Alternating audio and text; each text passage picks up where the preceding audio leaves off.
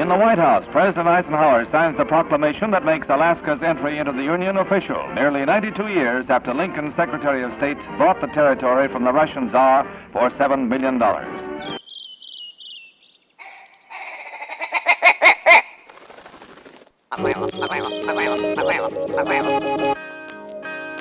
The Alaska Wild Project podcast is brought to you by the following sponsors. Barney's Sports Chalet, supplying hunters with the best hand-selected gear since 1963. The exclusive home of frontier gear built for the rugged Alaskan terrain.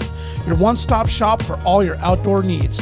Visit Barney's today at 906 West Northern Lights. Tailored Restoration 24-hour emergency home services, helping Alaskans restore their dreams since 1972. Services include fire, water, mold, post-emergency cleaning, repair, and remodeling. Give them a call in Anchorage, Eagle River, Matsu, or Fairbanks. Hit them up at tailoredrestorationalaska.com. Total Truck and Alaska Overlander, Alaska's premier supplier for custom automotive accessories and overlanding products, providing all-inclusive rental vehicles and trailers custom outfitted to explore the Alaskan backcountry with a unique and convenient traveling experience. TheTreehouseAK.com, located at 341 Boniface Parkway, Alaska's own and grown cannabis and CBD store. Ask the bud tender what the strain of the day is to get your 10% off. The Treehouse, where the culture lives.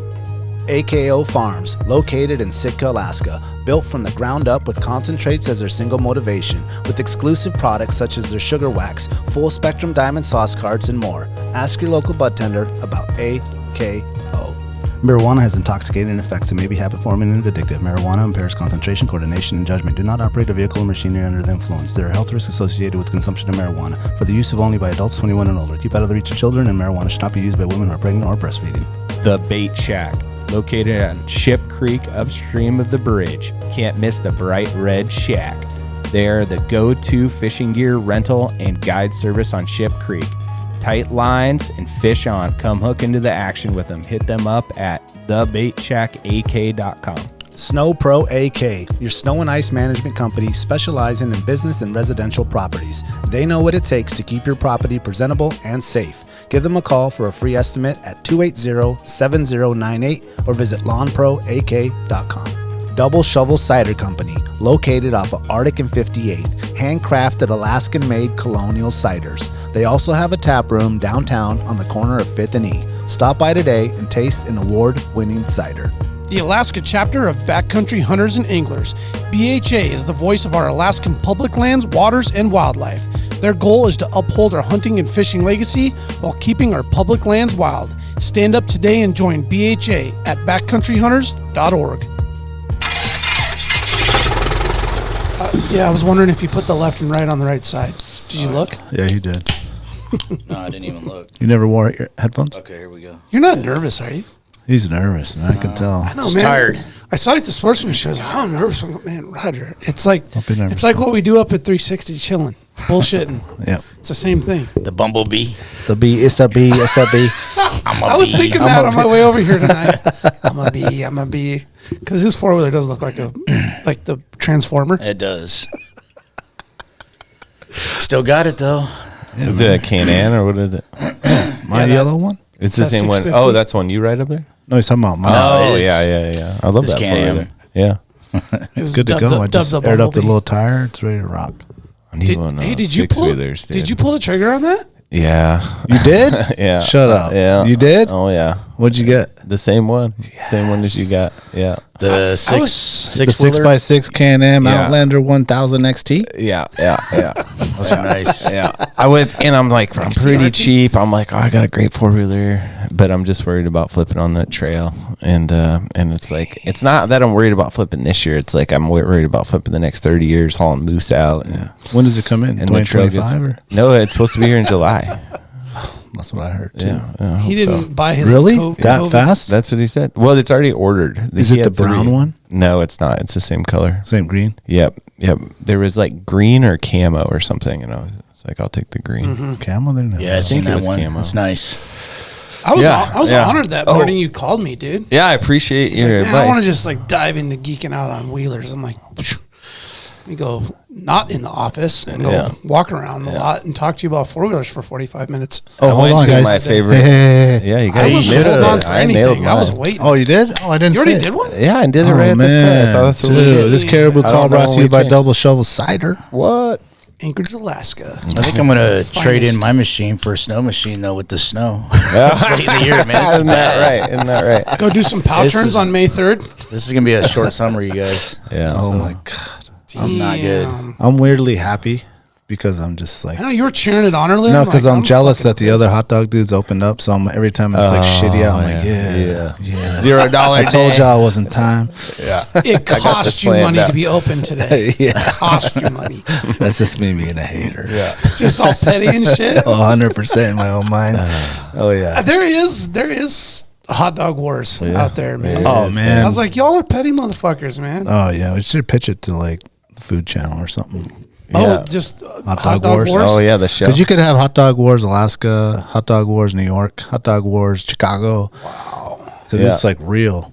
Yeah, at the airport, you always tell me about it. And we talking And- beef. I'll bet you Not there's Polish. like some secret community out there in America, some small market. Oh, no, I'll town tell you this. That's My like mom- all love and they support each other. I and don't then think so. come up to Anchorage, Alaska, and they'll fucking cut each No, other's dude. Achilles No, no, tendon. no, no. It is like the hustle. Yeah. It's a hustle. And It's a hustle, dude. Dude, And it's there's your block. enough- That's your block. It's like some drug dealer shit. Yeah, it's like turf, right? Like, Yeah. don't Oh, yeah. fucking- Don't even cross try the to street. come over here. Don't cross that concrete crack. There's Like been that. so much. I could tell you stories like dudes using other dudes' coupons, like all kind of shit. The But funny my- thing is there's enough. Number one, there's enough hot dogs to go around. Number two, there's enough tourists and Yes. locals and people to go around. Like, there's people that walk up to your stand and there's 40 people in line. Yep. And they're like, ah, man, I only got 30 minutes. So they go to Grizzly Dogs or somebody and they get a hot dog. And it's not necessary, It's not what? it's not necessarily like, What? no, they go Say to more- the, say they a go little to, bit okay, hold on. Yeah. Because you hear me backstepping. Blah, blah, blah, blah, blah. No, I yeah, just, no. I mean, Yes, there's it's the same. enough pie for everybody, I guess. Yeah, is what I'm enough trying to cake say. for everyone. Cake. Yeah. Yes. Cake That's to my eat. feeling with it. And so I'm very friendly with everyone because I feel like, I mean, I have my feelings, but I'm not going to show them to everyone. You're like, I got 400 pounds of mayonnaise. You want to buy it from me? Yeah.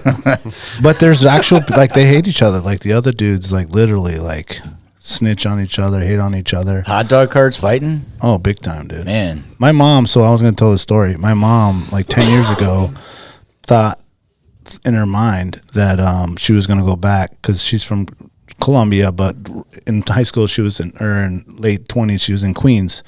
A bunch of my family's in Queens. And so my family owns a bagel store out there in Queens and Jackson Heights. And she was like, oh, I'm going to bring the hot dog stand and I'm going to set it up outside the bagel store. No, dude. Nope. She said the Greeks ran them out of there. They own like all the street market shit. Yeah. You ain't allowed to be Don't out you there. dare to put a hot dog stand. Oh, no way, dude. on She this didn't last land. like fucking 2 weeks. Oh, dude. she tried it? Yeah, she took all the shit over there. Everything, dude. They ran her out of there, dude. How'd they do it?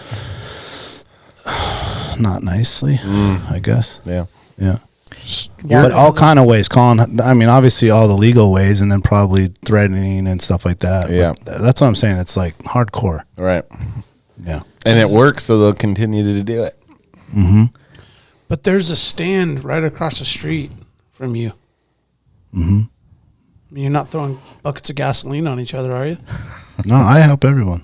I know you do, actually. No, he runs a good show there. I remember I used to drag the coworkers over there at lunch sometimes. My thing is like the cream's always going to come to the top. You know what I mean? Yeah. Like they'll see the best. Like, go, and I'll tell people like they're like, "Oh, what's the difference between that?" I say, "Well, go over there and check it out." Yeah. It wasn't come your, back, and then wasn't you your tell mom the first person to do a hot dog cart in Anchorage No. back in the day? She was the second one. Actually, she was the third one. The first one was Mike Anderson, rest in peace. And what was that called? Like MAs. MAs, yeah. Under Mike Anderson. Yeah. Yeah. He was the originator, and I'm currently in his spot, he his got original his sweet spot. Yeah. And there was this other Spanish guy, I don't remember exactly where he came from, who opened up the second one. And my mom, when we first got here, or back in 97, she's not when we first got here, but in 97 or 96, she started working for that guy, and then she ended up buying the cart from him. So she, he had only run it for a little bit, and then she took over, and that was the start of the nice. So you kind of grew into that business. Yeah. Yeah. And she's the one, she's the worst out of all of them. Oh, really? As far as the wars, the petty shit? God, dude, bro, hated these guys, just war. You know what they need to do is that you got the hot dog, the kind of tumultuous or war style reality shows, that we're kind of picturing, but and we know this is kind of a war ridden industry, this hot dog corner game. You remember those shows the Wes Anderson movies, the Royal Tenenbaums and those ones where they're there's always come to Jesus, but it's filmed in that weird style where it's one guy in a room and he kind of just bends his head over and contemplates life, but film this hot dog war thing in a Wes Anderson style. Oh yeah, that would be fucking epic. Yeah, because I've envisioned it Deadliest Catch, where it goes from boat to boat, but it's oh yeah, fucking stand one, Anchortown dogs. Yeah. Daniel's clacking his tongs at somebody, chopping his onions up. Yeah, those fucking 6th Avenue mother. And they're planting drama, dude. Yeah, they got the music going. Someone pulls out a sardine. Look what I got from Daniel's cart. Oh yeah. Just pull a hair out of something and then it's Alaska, so they'll be like, "Oh, that's a muskox hair, dude." Has a little dinghy hanging there. It's nah, that's just homie over here sleeping over there. Don't worry about that. No, I just have this behind the scene. I'm a hater on the hate with the whole small market stuff. I just feel there's plenty of cake to eat, like Daniel said earlier. Oh yeah. There's no need. Just support each other, man. Yeah, Alaskans supporting Alaskans. Yeah, they're all probably local carts. We've said that about the podcast world as we've entered this 2nd year, 3rd year, in our evolution in the process in the market, and it's blown up, right? But there are some other podcasts out there that were in play, and we came along and they've stepped their game up, and we've they've risen to the occasion, and we've done our thing. And there's guys that are well, it's kind of I don't know if I really want to get into it. And it's well, man, if you're down, we'll support you. It's enough to listen to. You listen to us for a week, listen to somebody else for a week. You don't have to listen to our podcast every single week. Well, if anyone, I listen to 10 different podcasts. Right. You know what I'm saying? Yeah. I just want to be in the rotation. That's right. Yeah. In the rotation. Yeah. There's plenty of room. Plenty. Dude, we did listen to a lot of your guys' podcasts last moose season because the weather was just shitty. So we were stuck in the tent a lot of the time. Yeah. And we had that shit going on all night. So it was watching TV without the TV. They're just listening to that all night long. So you appreciated the 3-hour podcast in that space, right? Dude, that's the best time to listen to podcasts in shitty weather when you're hunting. You're hunkered down, That's what Matt Chambers and, oh man, what's his homie's name? I met him at the hockey rink a few months ago. He was hammed. You know him. Fuck. Another one. He's Matt Chambers' hunting partner. Man, but bro, he's going to hear this podcast. I'm sorry. He's a fellow hockey dad, too. It'll come to you later. It will. But he was just saying they did the same thing, sitting in the wall tent, drinking beer, and listening to podcasts for hours on end. It's getting wet. Yep. When it's that crappy, you might as well just hunker down. Yeah. There's nothing out there. Listen to some entertainment. Yep. That's right, old man. Jackie, how was the fishing trip? Oh, yeah. No, it was real good. Real wet. I forgot you were going this early. Yeah. Where at? It's South Huffman. Yeah. Southeast. Oh, okay. Yeah. Yeah. Chasing steelhead. Nice. We've been going since I was a kid. Yeah. Family trip. Well, it's kind of like moose camp meets a few buddies. So, yeah. Sweet. It's your spring moose camp? Yeah, pretty much. It's wet. The camp's almost as nice. Or better? Moose camp. It's not better, but it's almost as nice. Yeah. It has a full bar. It's Bloody Marys and good off time. Yeah, you got a wall biscuits tent? and gravy. No. We just kind of build a camp platform with with tarps and stuff. Yeah, but it's done well. Like definitely engineered tarps. They got like buckets of ratchet straps to hold it down, and it's like a kit that's ready to tear down and put back up. And that we bring every year. Okay. Yeah, it's nice. Yeah, it dumped though. It was It was the wettest wet. Yeah, like some of the pictures I have, it looks like I just fell in the water. And you just fished right on through. Oh yeah. Well, yeah. It depends. Like we've been going for so long that the older guys like to like sleep in and Do the late night fish. Yeah, and then take off and. So you guys did the early. They did the late. Mine weren't that early. I think I'd leave like about 10. Yeah, and get back in the dark. Yeah, a lot of hiking. Yeah, walk the water and. Yeah, so it's all sight fishing. You can target fish for sure. But it's probably dirty water if it's raining like that, right? Yeah, it's still clear. Okay. Yeah, really? Okay. It's starting to turn like maybe like the Golcana color, a little bit, where it's like clear. Yeah. Or not Golcana color, the Deshka. Oh, you still see, but it has a little bit of the brown, but you can still see. But if something's like 10 inches and shallower, you can see. Even deeper, like 3 feet, probably 2.5. It depends. Like the chromers sealet are coming in, and then the fall fish that are colored are leaving. So the chromers are way harder to see. Especially if they're really fresh in the river, they look like a salmon. Oh, right. Right. I think it's like a couple days in the freshwater before they even start to like really show the rainbow. Yeah. So usually we target some, it's like 50-50, if you see fish, but fish it right. So you're not like spooking them. But this trip was 100% for me, no targeting fish. So it was no targeting sight fishing. Oh, just like find a bend and throw a fly and see what happens. Well, just fish at a distance, like you don't know the fish is there, and so that's how I fished the whole trip. And after I saw a fish, then I didn't target that one. And there was 2 people, my dad and Jake, around me at some point, so they would see that fish probably and get to target that one. But I just wanted to see the difference, and we were there a little early. That's what I thought. And we were early there because of the winter, so the lake hadn't broke out yet. And so a lot of the lake fish were still in the lake, and the ocean fish were just starting to come in, and the water was really low. But then when we got there, it started to dump. Some more fish were coming. And that last night, there was a lot more fresh fish in the river. And then the next day my dad stayed, it was on fire. So I missed like the fire by a day, but I caught plenty of fish. Sure. Do you guys eat any? No. Can you harvest a fish on that? Yeah. What you can. You'd want to harvest a chromer one? Like one a day or something? No, I think the rule is like 1/36 per season, I think. Oh. Yeah, you got to watch out on those steelhead. Yeah. I mean, One over 36. 36 inches. Yeah, the picture I sent you, that was 38. Yeah. Oh, that's a monster. But I would assume you'd probably want to target the chromer. You'd want a chromer. Yeah, you'd want a chromer. So we've kept 2 fish since I was 10.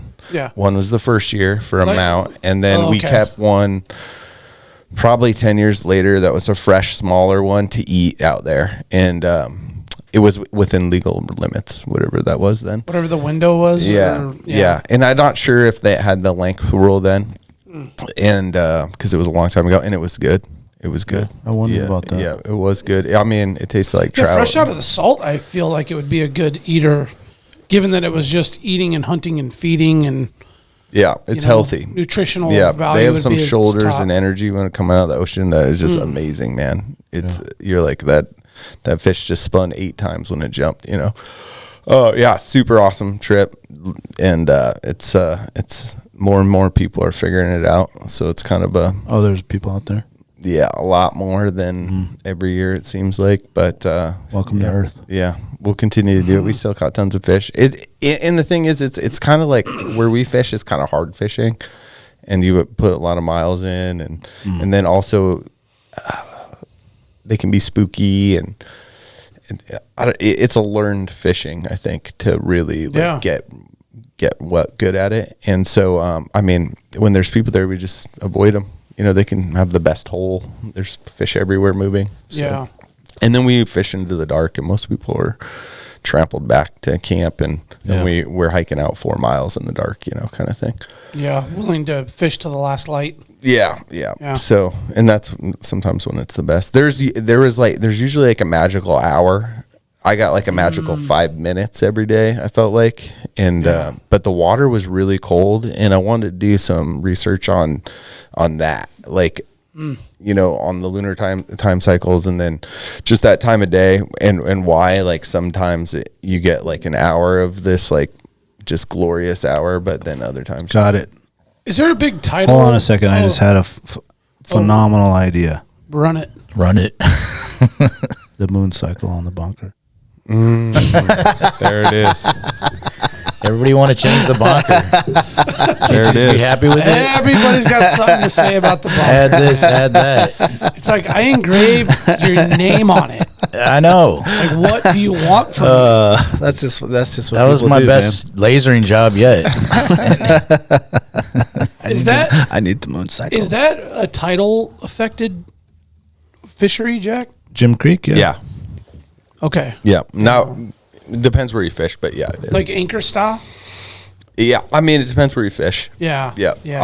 I know like how many hours after tide I should expect fish, and it's like for me days. Yeah. But other people know where like hours would be. Sure. Yeah. Yeah. Different location. Yeah. Yeah. I know a group that's going Sunday, and I was like, okay, it's pretty popular. It's gonna be it's good. very It's all popular. good, man. Hell yeah, it sounds fun. Sunday's gonna Yeah. be good. Yeah, Well, I good. mean, if you're a diehard fly fisherman, sport fisherman, steelies and big rainbows are just the cream of the crop, right? Yeah. Oh, the best part was the best fishermen I saw on the trip all had like $100 reels and like My old favorite- my fly favorite rods kind of guys, they probably man. bought on Craigslist like 40 years ago, or whatever, 20 years ago. I believe our co-host over here said it best. It's not the rod that catches the fish. That's right. It's the fisherman. Yeah. Yeah. You do want good drag, but Well, you it don't doesn't need to buy mean a that $400 good reel for equipment that. doesn't make it better. Yeah. I'm just saying there's also the human element Absolutely. of fishing and the process and the the pivoting that is required on a day-to-day fishing. You fish a style one day with certain daylight and time and temp and whatever, and then you got to change it up the next day because it's different. Yeah, I say that because Change I your saw approach. the most expensive shit out there, and you're just like, dude, man, like Yeah. that's a lot of money to spend to go fishing. Yeah. Everybody's into their thing, right? Yeah, Yeah. Some people buy $17,000 six-wheelers. That's I'm just right. saying. Oh. they definitely don't want to. Hey, It's like that's what that costs? Like, So- fuck. I really expensive appreciated now. everyone's comments on that. All the group thought. You know what Earl said I really like, because I'm like, dude, I can't do this. I can't spend this money. I want to meet Earl, man. And did. Earl was Oh, no, like, you No, weren't. I wasn't here. I was moose hunting. Earl was like, you know what, Jack? Think about all your outdoor stuff. When we buy outdoor motorized equipment or boat or whatever, you're just renting it. Your resale value is so good. And then we started naming off like all the boats and four wheelers that we bought and sold. And I was like, for sure, in 5 years I can sell it used for pretty close to what I buy it for. So I was like, I'm Absolutely. sold, dude. Like for my Or you just safety. ride that thing for 20 years, man. Yeah, if I love it, It'll hold its couldn't value, have- you know? I couldn't have everything holds their supported value here. Yeah, Yeah, I couldn't have supported your movement anymore. You're like, well, I'm like, dude, you know what? It's an investment. yeah, The window of time that you're able to do what you want to do is really not, it's a small window where you got good years of riding and health and, Yeah. the ability to do the stuff. And it's like, enjoy it yeah. while you have it. And if a good piece of equipment makes it easier or Oh, more yeah. fun Yeah. or improves the experience, what the fuck does it matter what it costs? Keeps you alive. Yeah, it keeps me alive and gets the kids out there. There's earlier. like obviously a threshold when it comes to that price of oh yeah, experience, but I mean in general, it's like it's an investment in Yeah. something that can never be, put a dollar amount. You're on. going to love that thing, dude. Yeah. It's bad, dude. Oh, I It's love a it. I'm bad, super bad, stoked. bad boy. Yeah, I want I'm one just to super have Yeah, one. and I'm glad you went with the new one because there was that used one Yeah, that was yeah. maybe like $1,000 less. Yeah. It's like you might as well just get the new one. right.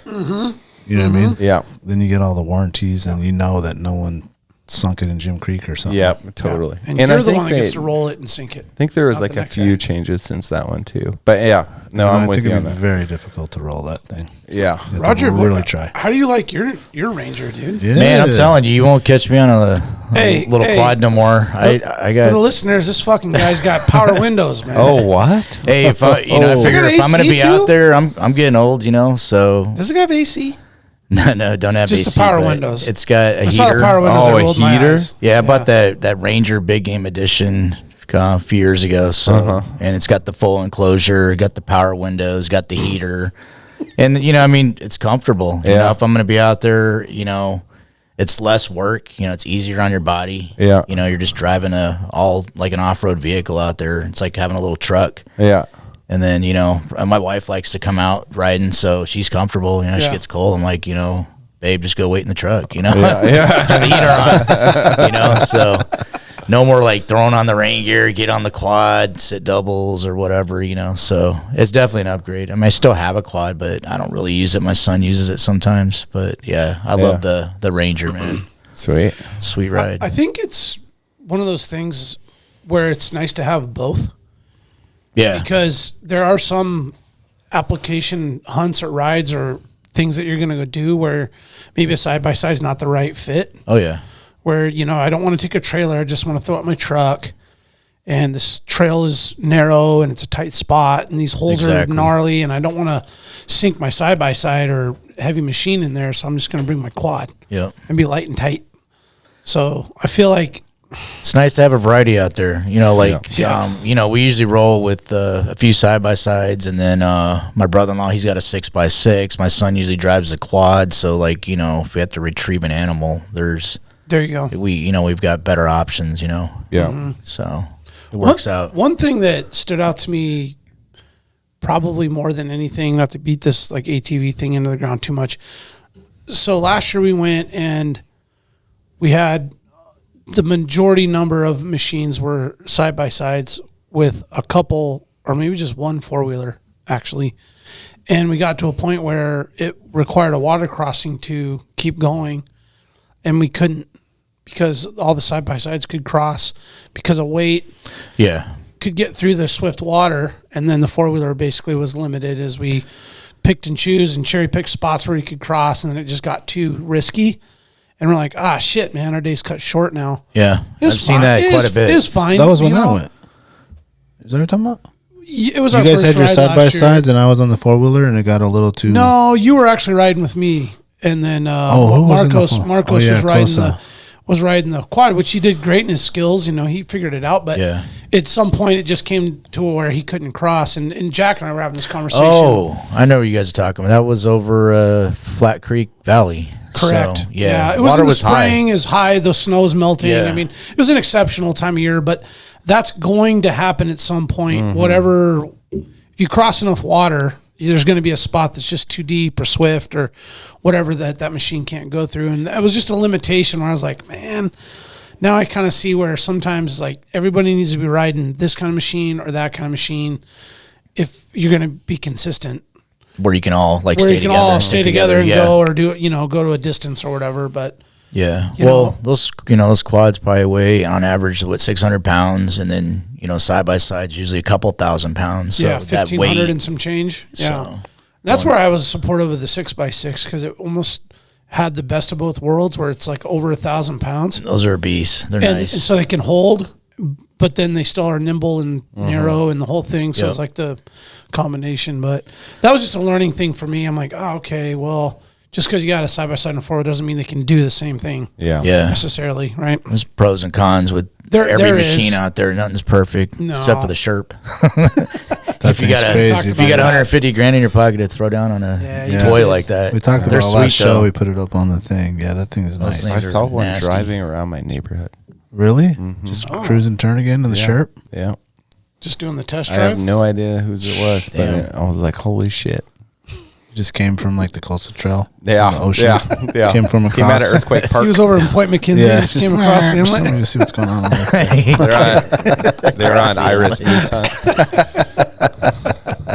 Did you sell your side by side? The Razor, I did. Yeah. Oh, you did. Okay. Yep, it's gone. Yeah, nice guy from Kenai bought it. Nice. What did you have last time? You're out. Well, you in still Eureka. have the family one. Yeah, I got that Wolverine. Oh, the Wolverine. Okay. Yep, I still got that and did some upgrades to it in the off season. That's just a family mobile. Yeah, those are nice though. I mean, Yamaha, they're bulletproof. Solid. man. Yeah. No, I had a Razor that I got in a trade deal, and we weren't going to keep it, so I got it up for sale this spring, and had a nice guy come over to the house last week and buy it, and went to good hands. Somebody was going to enjoy it. Oh, I mean, I only got to ride it once. Yeah. And it was way more power than I was ready for. Oh, yeah. And so I can imagine, depending on what kind of riding you're doing, this guy bought it. It was his son had a 2020 turbo. So he got the 19, same interchangeable parts and the whole thing. And they put like 800, 900 miles a season on down there. That's a lot. So I'm like, well, fuck, if you guys are trail riding and ripping and, breaking shit and need to share parts, like perfect, know? And that's that kind of machine, that's that. It's like a guy that's willing to wrench on stuff out in the field, and, replace axles and belts, and he brings all the tools and all the stuff that's necessary. And it's a little bit above my skill set. Me too. To that, we're trying to be careful and get through areas and not break shit and not get stuck all the time. It's fun sometimes, but it's kind of. You know how I knew that you were that kind of rider? How's that? When you jumped out and you had Crocs on. I don't know if you actually did, but I would wear Crocs if I was riding your thing. I bring the Crocs out for the fire pit, though. With the feet are out. Get them breathing. I need to make the anti-Croc shirt. Daniel always hates the Croc Crocs. with the thing. Just no. Man, Crocs are comfortable. And then I'll make the Croc shirt too. Hey, that's what we should do. It's a Croc eating a Croc. Yeah. You always gave me shit about those Crocs though, for years, man. Why are you wearing those? They're comfortable. They're all terrain Crocs, by the way. A lot of things are comfortable. You know what I'm saying? I don't think you want to come to. I don't come out of the house with my underwear. Who am I trying to impress? Comfortable too. Out in the middle of the woods. Dude, this conversation comes up about every 3 months on this podcast, which tells me Crocs are a pretty big deal on a positive level, Daniel. So. I know there's Team Croc and there's Team Not Croc. I chose Team Not Croc. I think you might be the only I'm gonna get you guy a pair on for the Christmas. team of Not Croc. That's fine. Somebody's going to hear this and be like, yeah, Daniel, I'm with you, dog. Yeah, man. Fuck those Crocs. I know. There's people right now. Tripping. Hey, if you say it right now out loud when you're driving, man, fuck those Crocs. Yeah. like I said before, too, just make sure when you get out of the TP on the sheep hunt, you got to go pee. I want you to walk over on those wet rocks with not my Crocs on. Yeah, exactly. Yeah, I'm going to borrow those real quick in the middle of the night. Those cute shoes. I hate them. Those cute shoes you brought aren't going to slip on. You're going to look at my Crocs. I'm like, slip those on. Yeah, let's pee on them a little bit. Just start off with a drizzle. What'd you upgrade on the ATV or the side-by-side? I just put a roof rack on it. Oh, listen to this shit, though, with the roof rack. What? Go to Cabela's, buy the universal car roof rack. Yeah. Buddy Chad, he was able to install it on his Razor. I'm like, oh, it's a great idea. It adds 5 feet of basket space. Okay. Put it on top of the machine. Now you can put dry bags and, I don't want to put nothing heavy up there, but something bulky, light, doesn't take up space in the back of the machine. I'm like, oh, it's fucking badass. So I get one, and I have this weird articulated roof design on that machine. On the Wolverine? Yeah, so I had to, I did 2 hockey pucks on the front and the rear to kind of, so it's the roof is like this, but the rack is like this. So you put the rack on. So they have the roof so the water drains off. Meet in the middle, yeah. So to meet in the middle, I put hockey pucks on both sides. Good idea. And they're clean, and they're like a bushing. They're rubber. They're good for vibration. With conduit straps, if you know what that is, electrical wiring. It's got clamps up. And so install went great. I measured the height of my garage opening to the side-by-side. It goes in and out. Cool. Put the rack on, mocked it all up, measured it. I'm like, ooh, man, it's tight. It's tight, but I got a half inch. And me and my brother, full OCD, fucking get it left, right, front, back. That thing, if you measure it, it's maybe a 1/4 inch off. It is dead center. We put way too much time in installing that to make it look perfect that no one on this planet would ever notice. Get it all set up. I'm like, oh yeah, it clears. So now I just need to get out of the garage real quick on my lunch break. run home, get in there, wedge that fucking thing. No way, did you?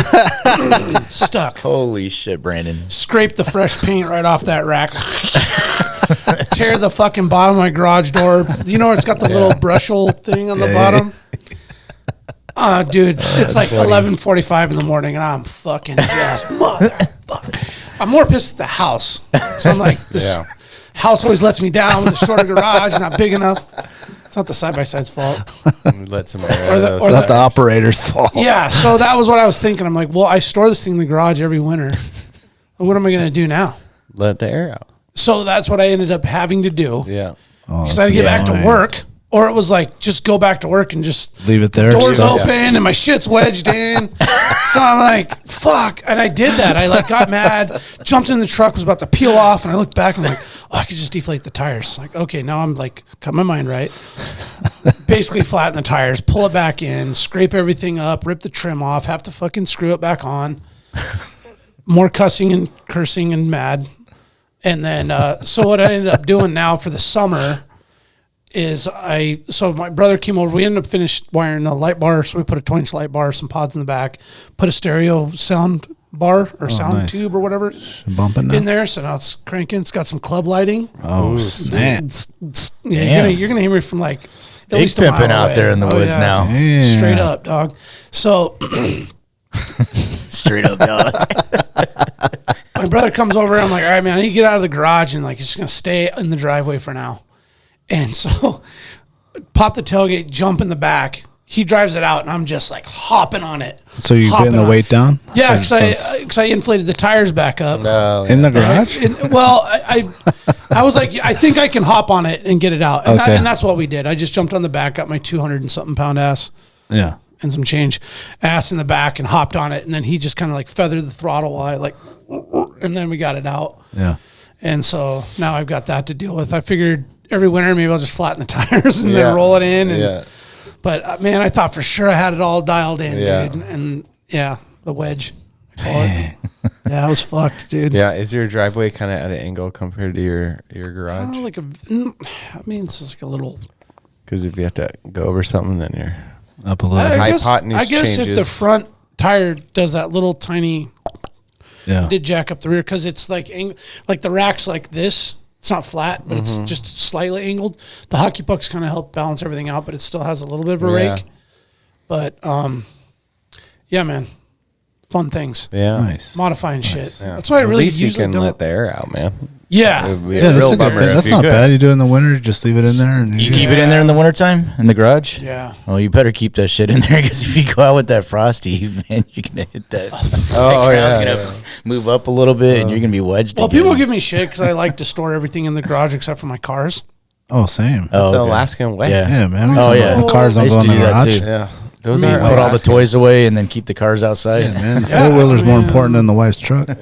Well, I mean, shit, the thing already lives outside and gets snowed on at work and everything else. Yeah. I mean, it would be nice. Way more important to have Plus, that. you know, in Alaska, whatever they did in the 70s and 80s, stupid motherfuckers with the garage sizes. Yeah. Oh, the little one car. It's made for the a heavy wood fucking door. Ford Focus. Yeah. That was all that could fit in there. Tiny. Oh, height-wise? Everything wise. Yeah. Width, height, everything. I'm like, Length, it's a 2-car garage.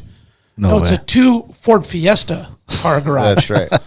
Okay, 2 golf carts, all right? Not 2 snow machines. So some of these guys I see, like in the wintertime, dude will pull up in a nice Denali. Shit's just fucking shining.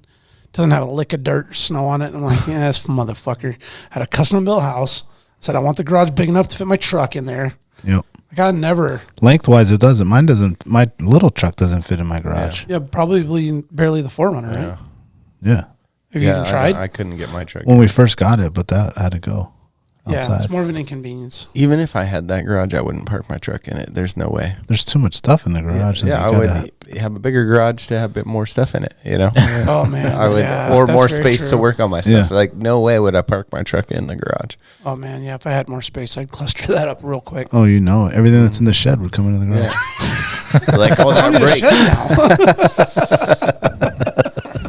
Might want to tinker with that. Ah, man, we just weren't thinking ahead, man. We weren't thinking ahead back then. Welcome to Alaska Wild Project episode 115. Today we have in the house Roger Gibson. I think this might have been the latest intro we've ever done. How long was 40 that? minutes, 39 minutes. Yeah, not probably bad. up there. Thanks for coming in, Raji. Hey, thanks for having me. Yeah. Appreciate it. Are you relaxed now? Oh, yeah. Okay, good. Get a cider in you. You been watching hockey? I haven't had time. I have not. I watched like maybe the last couple minutes of that Kraken Avalanche game. Oh yeah. Yeah. And that was it. I have It's not good had a for the chance. Kraken, man. Good for them. They got a chance this year? Dude, they're in the second round, and they No, I already know, but they I already mean, beat the them champions. Beat once. Dallas the first game? Yeah, they have a chance, man. They got a forecheck that's pretty nasty, man. They went into OT last night, didn't Oh, they? it did, yeah. It did. Yeah. Yeah. And they won. Joe Pav had 4 goals. Oh, Yeah. shit. They still Hockey's been Four real goals? good. Jesus. Well, Jaiden's a Avs fan, so he wasn't too happy about that for sure. So Yeah, that's too bad. And they're But, reigning champs, right? Yeah. Well, the worst upset I think is Boston. Yeah, and Boston. Poor Swayman, Alaska boy. He it was got cool thrown to- in for game 7, right? Yeah, just thrown in game 7. Yeah, it wasn't his fault. The loss, I don't think. But What was the final score of that game? I didn't see it. I just heard about the it was collapse. in overtime. I Yeah, wanna they say. lost in Oh, okay, overtime, okay. yeah. So Went down to the wire. 4-3 or 3-2 or something. How heartbreaking is that, Yeah. though? Like, Very. get on a little sport kick here. I mean, you think about, like, the Patriots with their undefeated run and they lose to the Giants in the Super Bowl, yeah. you know, and then the Oh, yeah, I Bruins remember this year that. with the most wins in a season and you lose in the first round. Yeah. Yeah. Like, what Yeah, they're the like, fuck, didn't they have dude? like a historical regular season They record did. or That's what I something mean. like that? Yeah, I it was mean, Yeah. it's just like, I thought it was a mistake not to put Swayman in earlier. The other goalie wasn't playing. He was injured, come to find out. Oh, really? Yeah, they should have put him in earlier. Who was hurt? The the other original goalie? goalie. Yeah. Yeah, dude. And Hallmark. Swayman is really good. It's like, Well, the whole year they've been like going, you play a game, you play a game, Yeah. like switching. Yeah. And they should have just did that from Yeah, the beginning. for Just sure. kept it that way. yep. Because you haven't played 5 games in a row Yeah. all year. And here you go, you're going to play 5 games in a row. I know I'd be Yeah. destroyed. 6. He Yeah, played 6 6 because they games. didn't throw Swayman in until the last game. Like, too little, Yeah. too late. Yeah. Yeah, too little, too late for sure. Damn. I It's didn't the know that part. President Trophy curse or whatever. It is cursed. Yeah. It is Bummer. cursed. Yeah. It feels like they kind of robbed themselves because they were better than that. The other thing is Right. Florida's good, man. Like Oh. they're a grinding team, and I didn't pay attention to hockey too much this year, but they were a lot better than like the last seed team normally is. who'd they go on to play after that? Who are they taking on the second round? Toronto, and they beat them. They beat them. Last Okay, night, game, yeah. game 1. It's playoff hockey, man. Anything can happen, you That's know. right. Anything So can it's a whole new season. So Yeah, That's Love very that. true. I love that. yeah. It is cool to see the Kraken go to round 2, though. Yeah. A couple of things before we go into the first break. If you're listening to this today on May 13th, it's the Ship Creek cleanup that's going down. Go see Dustin down there. He hosts the event. We're sponsors with them for the Ship Creek cleanup. Go down there and clean it up and help get stuff going, because starting June 9th is the Slammin' Salmon Derby, which is the 9th through the 17th. A lot of big prizes out there. I feel like we've covered that a lot, so I won't get into that too much, but those couple of events are coming up, so keep a lookout for that. Well, it's coming fast. Yeah. Man, it like was by the still time this snowing, podcast come out, it's the 13th, and that's the day. So if you're listening to right now and you don't got much going on, go down there. I think he got everything for people, food and stuff like that too. So nice. yeah. Oh, it helps a lot too. Oh yeah, for sure. Actually, I was bike riding down there today. It's not that bad. Well, I think there's less. Fall I don't want to get in the cleanup. whole homeless thing, but I think there's way less down there now. Oh, really?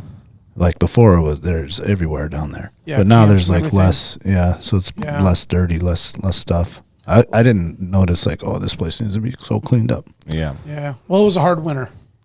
Yeah, I mean, it's like that in town. Look at Anchorage, though. There's trash everywhere. It's just every breakup, man. There's just so much trash and debris laying everywhere. I don't know where it all comes from, but Yeah. it's time to clean up. Comes down with the snow.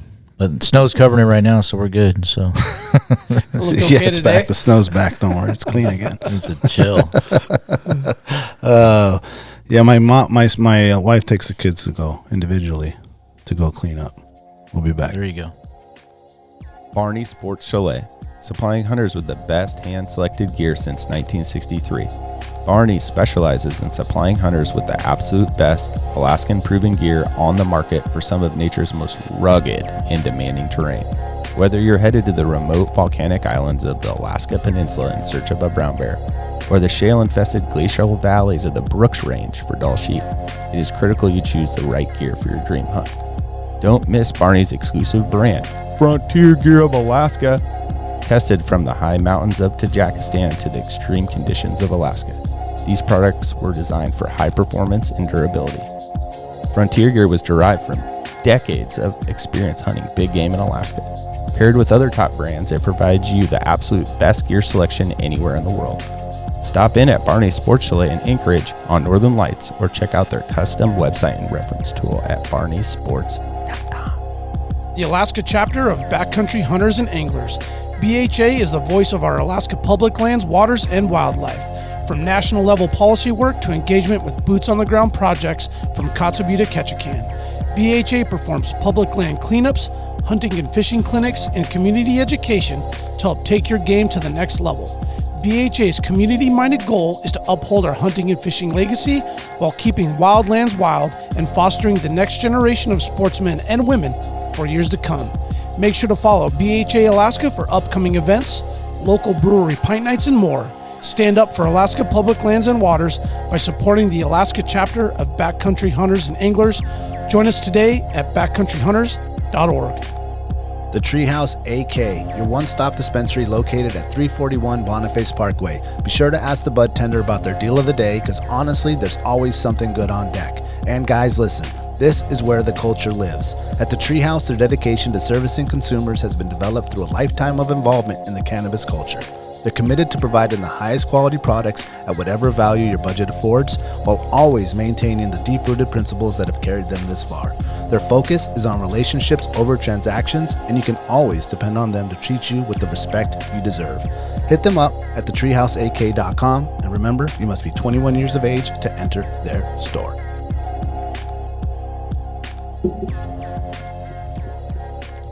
Just a quick thing, patreon.com/Alaska Wild Project for anyone trying to support the podcast. We do got some unreleased stuff on there. We do plan on putting some more on there. Thank you to the current Patreons and anyone else that's trying to support.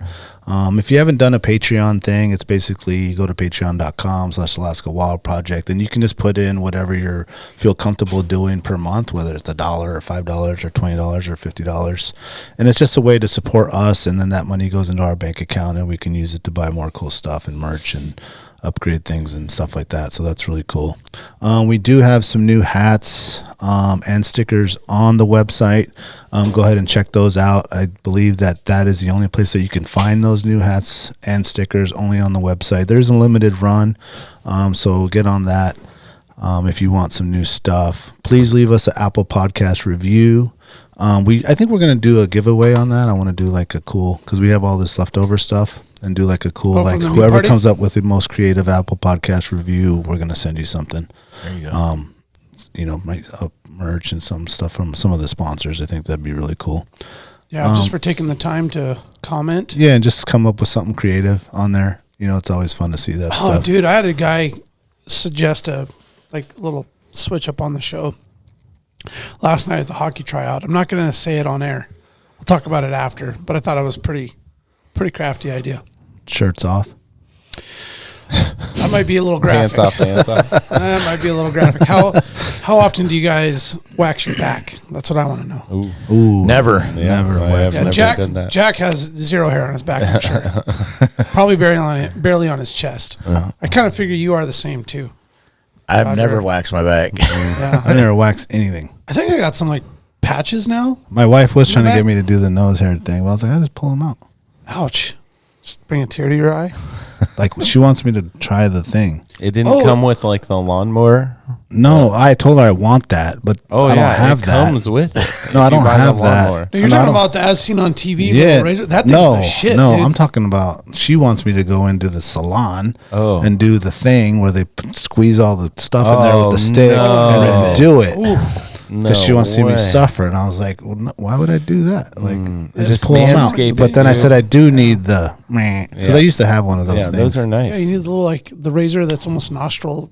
Yeah, I know. I know. Yeah, radius. And for the ear too, man. Because as you get in these age of 40 above, 40 plus, how embarrassing! Hair starts coming out of your ear, man. Yeah, for real. It's weird. It's embarrassing. Well, you don't have that problem, Jack? I use the nose one and the ear one. The Manscaped So you've just one, been it's able to built maintenance for it. Yeah. I have just been pulling them out. Yeah, it's really nice. Oh, the pulling wouldn't be fun. Well, do you do it when you're like sleepy when you're driving?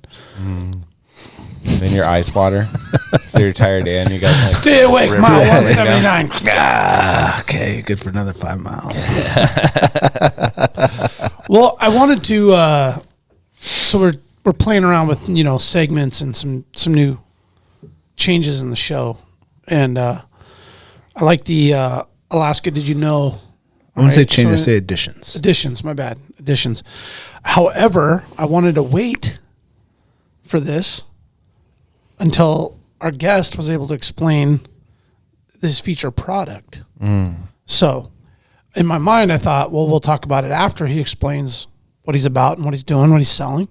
And I'm like, well, maybe we'll just use my Did You Know as a segue into what our topic of conversation is today. Sweet. So, I got a little factoid here. Got me thinking over the course of a few days as we started prepping for the show. We've got Roger here talking about Handy Bonk. All right. We'll go into that a little bit more in detail here later. So I got to thinking about nets, fishing fishing devices, things of that nature. Well, I thought to myself, well, what was the first Moon cycles. net? Where moon cycles were probably figured out. Then they started thinking, well, you need to get nets to catch more fish, right? Yeah. So I thought, well, what's the oldest net that's known to mankind, or what's so I did a classic Google, did a little search. So I found, did you know that the oldest known fishing net is the Antria net? I didn't right. know that. Never You heard did of it. know? Yeah. Was Do you that want going to be to trivia? elaborate? Yeah. Oh, no, really?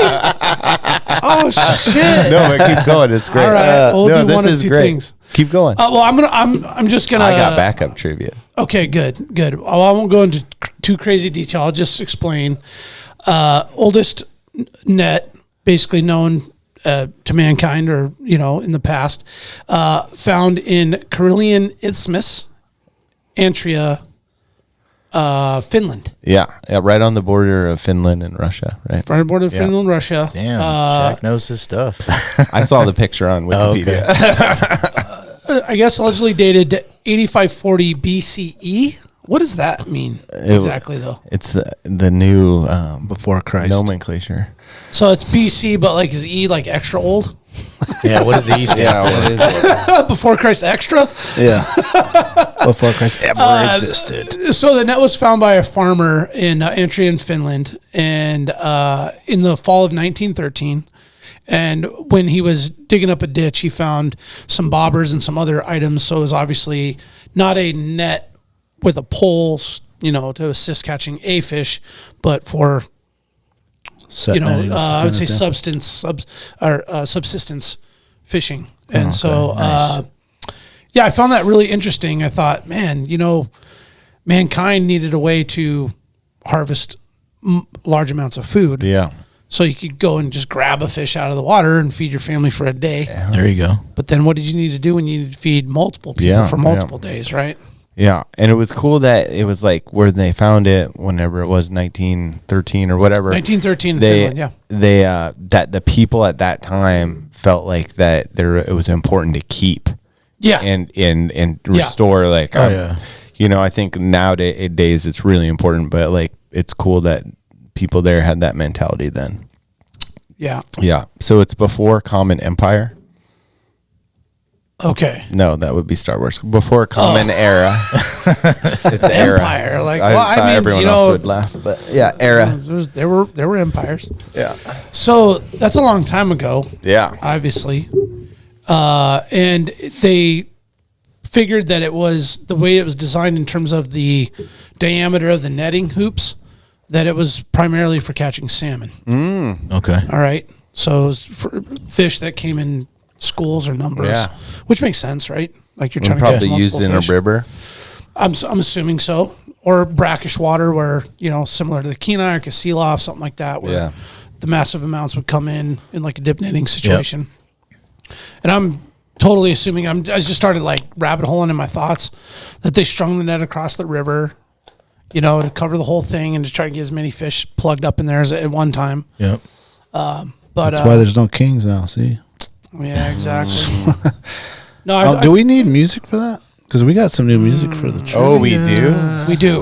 Yep. I'm gonna write that down. I've been waiting. It's more. Write that down.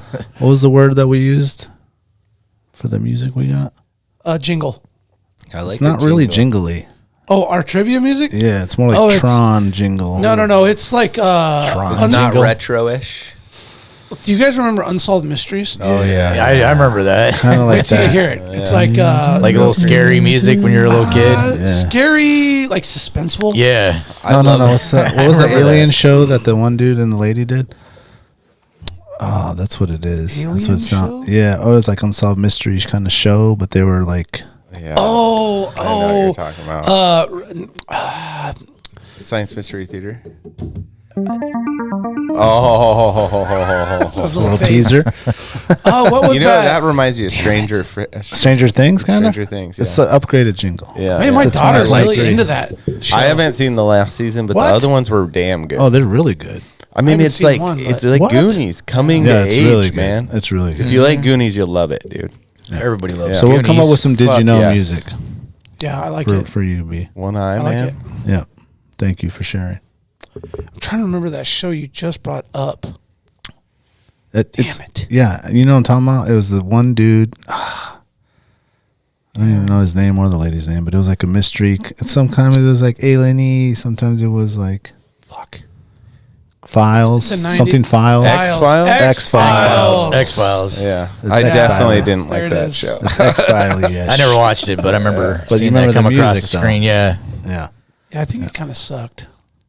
I My definitely, dad was into it. I definitely didn't like it. No. But we're outside people, so. That's right. Anyway. I was kind of like a 90210 kind of guy. Ooh, really? Oh, yeah? I was more like Urkel. Luke Perry look-alike over there. I like those chops, man. I was like, I want some sideburns like I was that. TGIF kind of guy. Saved by the Bell. Oh, yeah. Saved by the Bell. Roger, hit us with some of your history. Okay, so born in '78 in Anchorage. At the you old school, old, man. dog. Humana Hospital. It's not even around anymore. So Damn. Was Providence even built yet? No, not that time. He's like, they just It was developed. Humana. it's Alaska The only Regional. Like, you school know, with St. Bart's. They just developed the first fishing net, actually, in 1970. No, it's Alaska Regional now. My daughter's actually a nurse there now. So yeah, it's Well, lots go figure. changed. Yeah, so I grew up, like I remember playing hockey as a kid with Daniel, back in the day when we were like mites or squirts. So grew up on the east side in Anchorage. Went The to best side. Yeah, the best side. I like That's to call right. it the crest side. Went to Bartlett.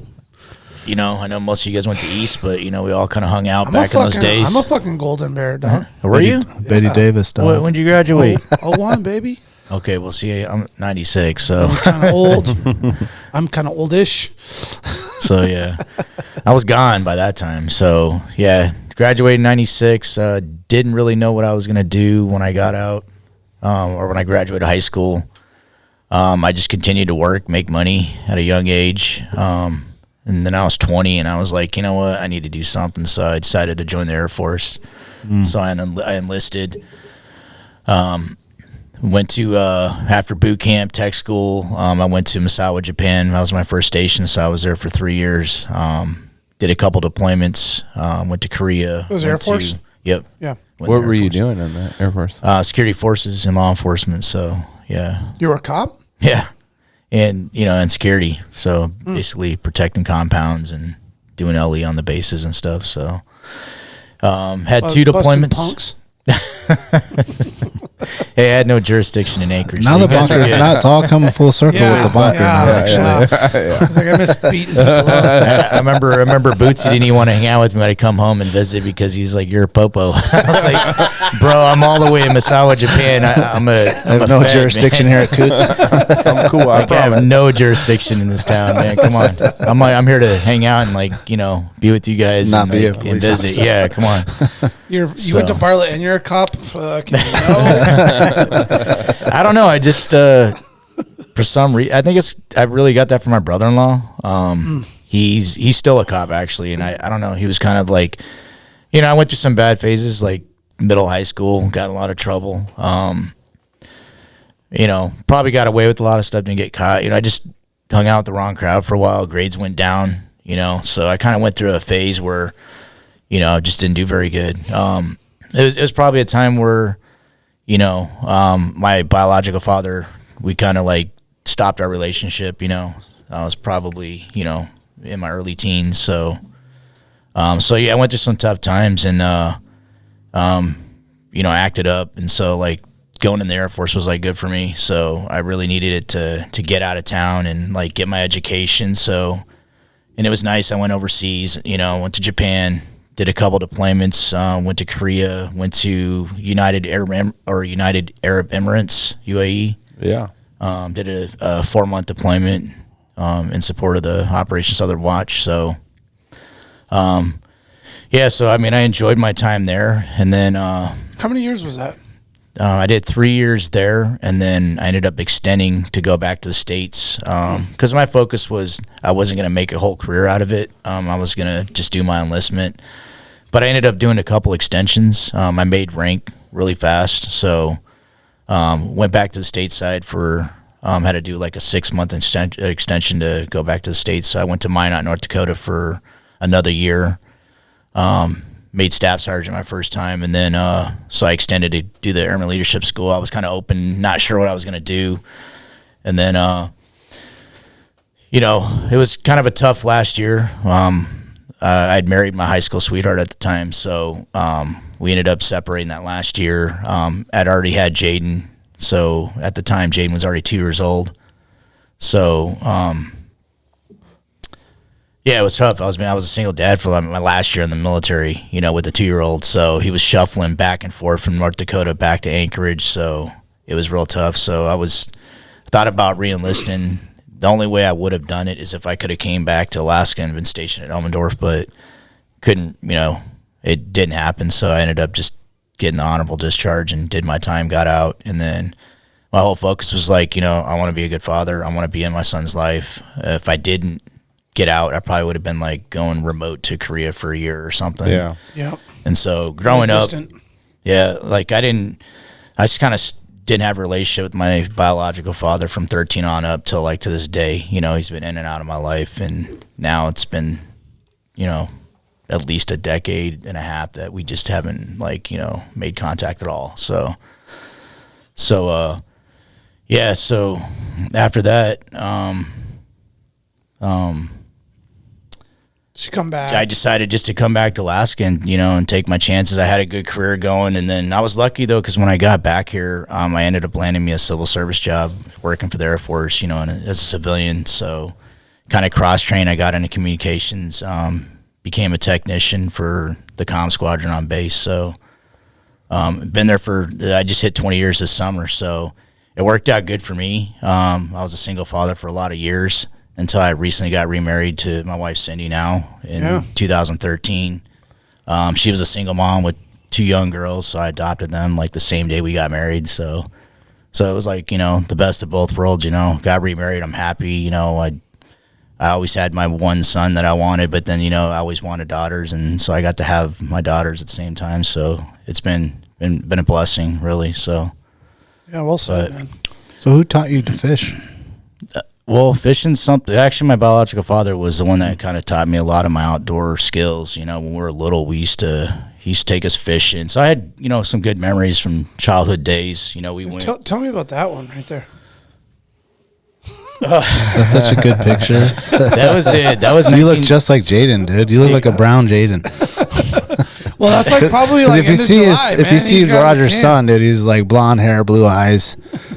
But you look just like Jaiden right there. Yeah, kind of do. No, not kinda. You mean if Jaiden was look at the old hip boots and the big old Plano tackle box. Oh, yeah. That is an old school picture right there. And it's probably got like 60 pixies in there. Yeah, probably. I think that was actually right, Blue Fox pixies. That's why it's so heavy. I think that was at Hope, Hella towards rusty. the mouth. Oh yeah. Okay. Probably going for like some pinks and trying to target some see that silvers. Oh, Up yeah. there. That's why I said it's got So. treble hooked on fucking pixies for sure. Yeah. The pinks are biting. Oh man, that looks sticky, dude. Oh yeah, I look like he's all sweating too. He's Pull like, your hips out, a joint right there. Yeah, so fishing's always just been a passion of mine. I've always loved the outdoors, fishing. I didn't really get into hunting until later on. It was something my dad didn't teach us, so it was something I kind of got into like in my probably mid-20s or, maybe 30. But fishing is something I've always done since I was a kid, camping, being outside, hiking. So, yeah. Now Jaiden's guiding, right? Yeah, Jaiden's last year was his first time. He was a part-time guide in Aniak. I landed a job out there and got a lot of experience, learned a lot. Now he's a full-time guide, so he's going to be doing that for 4 months this summer. Is he running rivers or what's he doing? Yeah, running the Aniak with the jet boat. They also, he got a lot of river miles. He was tasked with another guy there that they had to go pick up some more skiffs all the way in Bethel. So damn, they did like 250 river miles. Oh, that's pretty cool. Up the Kuskokwim and jumping onto other rivers to get there. So did he float the Aniak yet?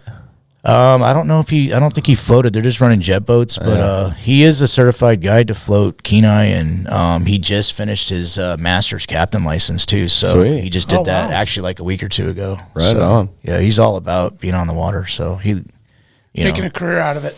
Yeah, I mean, Jaiden's kind of doing his own thing. He's kind of gone above and beyond of what I've taught him, but I think it all comes from like when he was little. I used to take him out all the time. I shared that joy of being outside, camping, fishing, hiking. Yeah, dragging him along all over the place. Since he was a little kid. So yeah, he's out there doing it, man. So I don't think I've ever met Jaiden. He's a good-looking boy. Yeah. He just finished college. Man. I remember when I ran into him at the airport, and he came up to me, and at first I didn't recognize him, and he's like, "Hey, Dan," shook my hand like a man. I was like, "Jaiden?" I know. I'm like looking up at him. I know he's tall too. He was like, I think he was going back to school or something. He was playing hockey, wasn't he? Yep. In college. Yeah. Yep. Played some D3 down there. Yeah, all my kids are done. I mean, my oldest is 25. She's a nurse. She finished nursing school. She's working at Alaska Regional. She just bought a house in Eagle River, and nice. She just got married. They had a beautiful wedding over at the O'Malley on the Green this last fall. So sweet. We're real good. Super cool son-in-law. They're happy. And then Jaiden's kind of doing his own thing. He's kind of just doing odd end things and finished school this last year. And then Gabby, she's working on her master's. She's still living on the East Coast in Mass. So, but my wife and I, we're empty nesters now. Like we got a lot of time on our hands to do other things now. But we're always there for our kids, So yeah. Well, and you are doing other things now. Yeah, definitely. Mr. Busy, I'm tired guy. Yeah, I'm grinding 7 days a week. I don't really take any days off because I still work full time for the Air Force. So I just hit my 20 years this summer and bought back my active duty time. So I got 25 years in, just turned 45. My goal has always been to get that 30-year mark and get that full pension later on in life. But then I kind of created this, and this is something I've been working hard on. I got the idea back in 2019, just out fishing with my brother, and I was like, why? Big Ken? Ken Dog? Yeah, it was Ken Dog, and we're just out there, fishing on the river, and it was like, I'd seeing all these different little things, like for people like, leaving the bonkers on the bank, or they're just dangling off their wading belt. Like, how annoying is that? You know, I actually seen a guy one time trying to cross, and his bonker got caught in between his legs. He fell in, had to get helped out. He tripped, like his legs. Well, his bonker just kind of slung around and got caught between his legs while he was trying to cross, and he tripped, and just kind of fell in. And luckily it wasn't too much current there, and whoever was around him helped him out. But just seeing a lot of crazy things. Like my in-laws, they own 2 lots on Poacher's Cove, so we're out on the lower for silvers, and they got a 20-foot skiff. He keeps one little bonker in the boat tray, and he's a real high-tempered guy. Gets real excited, and so when you get those silvers on, and you got like 5 people on the boat, and the silvers going around the boat, and you net it, and then you can't find that one little bonker on the tray, so it's like, he's like, someone get the damn bonker, and it's like, so that was another idea, just kind of like, kind of popped in my head, like, why don't they just like incorporate the net and the bunker collectively and make it one unit, make it a multi-tool. And so that was my idea. And 2019, it kind of just clicked in my head. And I was like, you know what, I'm going to try to, check it out and see if it's even out there. Cause I've had some good ideas, but they're always out there, Yeah. Somebody already I did it quick. out. Yeah. I mean, it's like, you think of so many good things. You're like, oh, okay. And then you go and check it out and it's already there and you just don't know it. But so, yeah, actually, after that fishing trip, I kind of got serious about it, and I was like, I Googled it, and I was like, let's see if it's even there. Couldn't find nothing, and then decided to take the steps to do a certified USPTO search, and hired a patent agent. And I got really lucky because I got a local patent agent that's been here for a long time. He's been doing it for like 30 years, and he's an older guy, so he's been fishing here for like 50 years, so he really knew the industry. And he was also, an engineer. So, when I told him my idea, he knew right away. He was like, yeah, this definitely something that, there's a market for, and it would definitely be useful. And, I get it. And, I can like draw out the design for it and stuff like that. And so he told me, he was like, I want you to go and do a drawing of your idea. And so, I gave him my drawing, and we just kind of went from there and filed for it. And, so it didn't exist. So filed that patent August 2019. And then typically it takes anywhere from like a year, maybe a year or 2 years to get a patent. But then COVID hit, so it delayed everything. Everything shut down. So I actually didn't get that patent awarded to me until December 2021. Is that the first step? Is just Don't say make COVID. sure Don't say it's- COVID did it. No, it's just no. I mean, here's the thing. Actually, COVID activation. well, actually, when Actually, you get it was COVID. Like I sprinkled a little COVID on this shit and it blew up. Well, here's the thing, and I've learned a lot. If I had to redo some things, I probably would. A utility patent is what I have. A utility patent is good. It starts from the day you file. So, you really should jump on stuff like right away because you got a 20-year lifespan on that patent. That patent was delayed because of COVID, so the USPTO awarded me like an extra 283 days on it because of the delay. So I didn't actually get it till December 2021. In the meantime, what I should have done is probably like work on prototyping and stuff like that. Yep. Did you have to show them your vax? What's that? Had my vaccination card. I'm vaxxed up, bro. Like, oh no, Johnson, you gotta get different ones. I didn't even want to get that vaccine, but I was forced to take that vaccine because I work for the government. So it is what it is. I took it, but Now you're gonna be a zombie in 5 years. Shit's growing out of your head. I've taken Anthrax, so I mean, it can't be any worse than Anthrax, So I was forced to take that in the desert, and I didn't want to take that either. So who knows? Did that make you sick? No, it was actually the worst shot I ever had, though. I mean, it hurt. Like, I had this, like, golf ball size knot on my arm for, like, 2-3 weeks before it finally. Yeah, Anthrax is no joke. You take a 6 series shot, and I tried to avoid it until I was finally given, like, a lawful order, like, right to my face, You were just like, yeah, I'll be there. Oh, I was like trying to avoid it. They kept running out of vaccines at the time. And so like, I actually didn't, usually you take your vaccines before you deploy.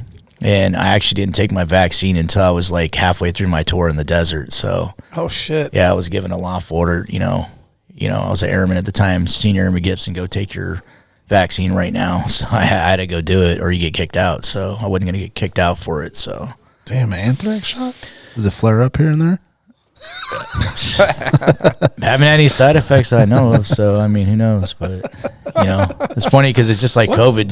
Look up and to the left real quick. Your eye kind of goes crossed. What does anthrax even do? What's the point of it? It's supposed to protect you from the anthrax chemical, like chemical attack or something like that. Oh, so, okay. But it was just like Were you wear wasn't the one-sided filter mask type shit? Yeah, with like mop gear and stuff. Yeah. We used to have to carry all that crap all the time. It sucked, but like, I remember one of my worst times that I wanted to actually quit is because they'd call it Mop 4 and they put us like in mop gear and we'd have to don our gear on and put these gas masks on. Mm-hmm. And I get it. Like, let's put it on us for like a couple hours, see how we respond. we were in it for 12 hours one time straight, 12 hours. And if you took it off, it's like you got in trouble. Like you had to like, they kind of washed you back and you had to do the whole like combat exercise all over again the next weekend. So we were in that thing for 12 hours, and then they let us out for 30 minutes to eat an MRE and then put us back in it for 12 more hours. And that was the one time where I was just like, dude, I just want to quit. I could just go What home. am I doing here? You had people like, you had people smoking cigarettes through the little tube because they were feeding so bad. I'm like, dude, I can't even breathe. How can you think about a cigarette right now, So, but literally people were doing that, like, taking the little tube and putting their cigarette right there. And yeah, it was crazy. But So the dude helps you with the patent. You finally get the patent. Yep. So When was this? When did you get the patent again? 2021? December December 2021. And I mean, it was a tough time because I went through I had like my roughest year. Like right before 2021 really sucked for me. Obviously 2020 was bad for everybody. Everybody's hunkered down. 2021, I was the first one to find out. My family, like, when I say like I didn't have a relationship with my biological father for the longest time, my real father was really my stepfather. Yeah. And so he kind of raised me when I was 5. He got in my life when I was 5 years old. Yeah. And he got sick, and he's a sloper. And one time he came home early, and this was like a couple months before I got that patent, and it was like in October 2021, and I was like, damn, what's wrong? He just had they had like a buffet that day at work, and they had some seafood, so he was complaining his stomach hurt, and they sent him home. They don't have much medical care there, So he came home, and I thought, maybe he had food poisoning or something, and I noticed he like slept for like 2-3 days, like pretty much just like laid up in the house. I took him back to the house, and comes to find out later, I was like, hey, we need to go to the doc. Like, you're not doing good. You're throwing up, and just not, not doing good at all. So we ended up taking him to the hospital, and I went to go pick him up, and I ended up talking with the doc. I was the first one in the family to find out like what was wrong with them. And so Anthrax?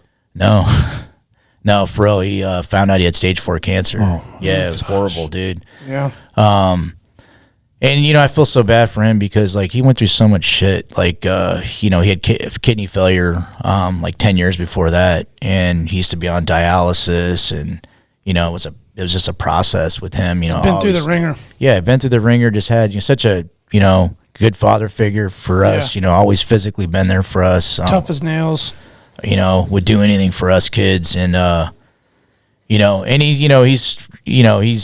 immigrated here, so he wasn't like the typical dad that could like teach me like homework and stuff like that. That's stuff I did on my own, but he was physically there for me, and physically loved us kids all the time. Yeah, he was learning his way through it too, right? Yeah. So, but yeah, that was super tough because I was the first one to find out, and when she told me it's stage 4 cancer, I heard about cancer, everybody has, but like I didn't really understand like how what stages meant. Yeah, I mean, I didn't know much about it. I just knew it was a bad thing, like everybody else knows, but when I was like, the first thing I did, because I had to wait for like 2 hours before they'd let him come out, and so I was parked in the hospital parking lot, at Providence, and I was like, first thing I did was I researched the hell out of it to find out, like, is he gonna have a chance, Yeah.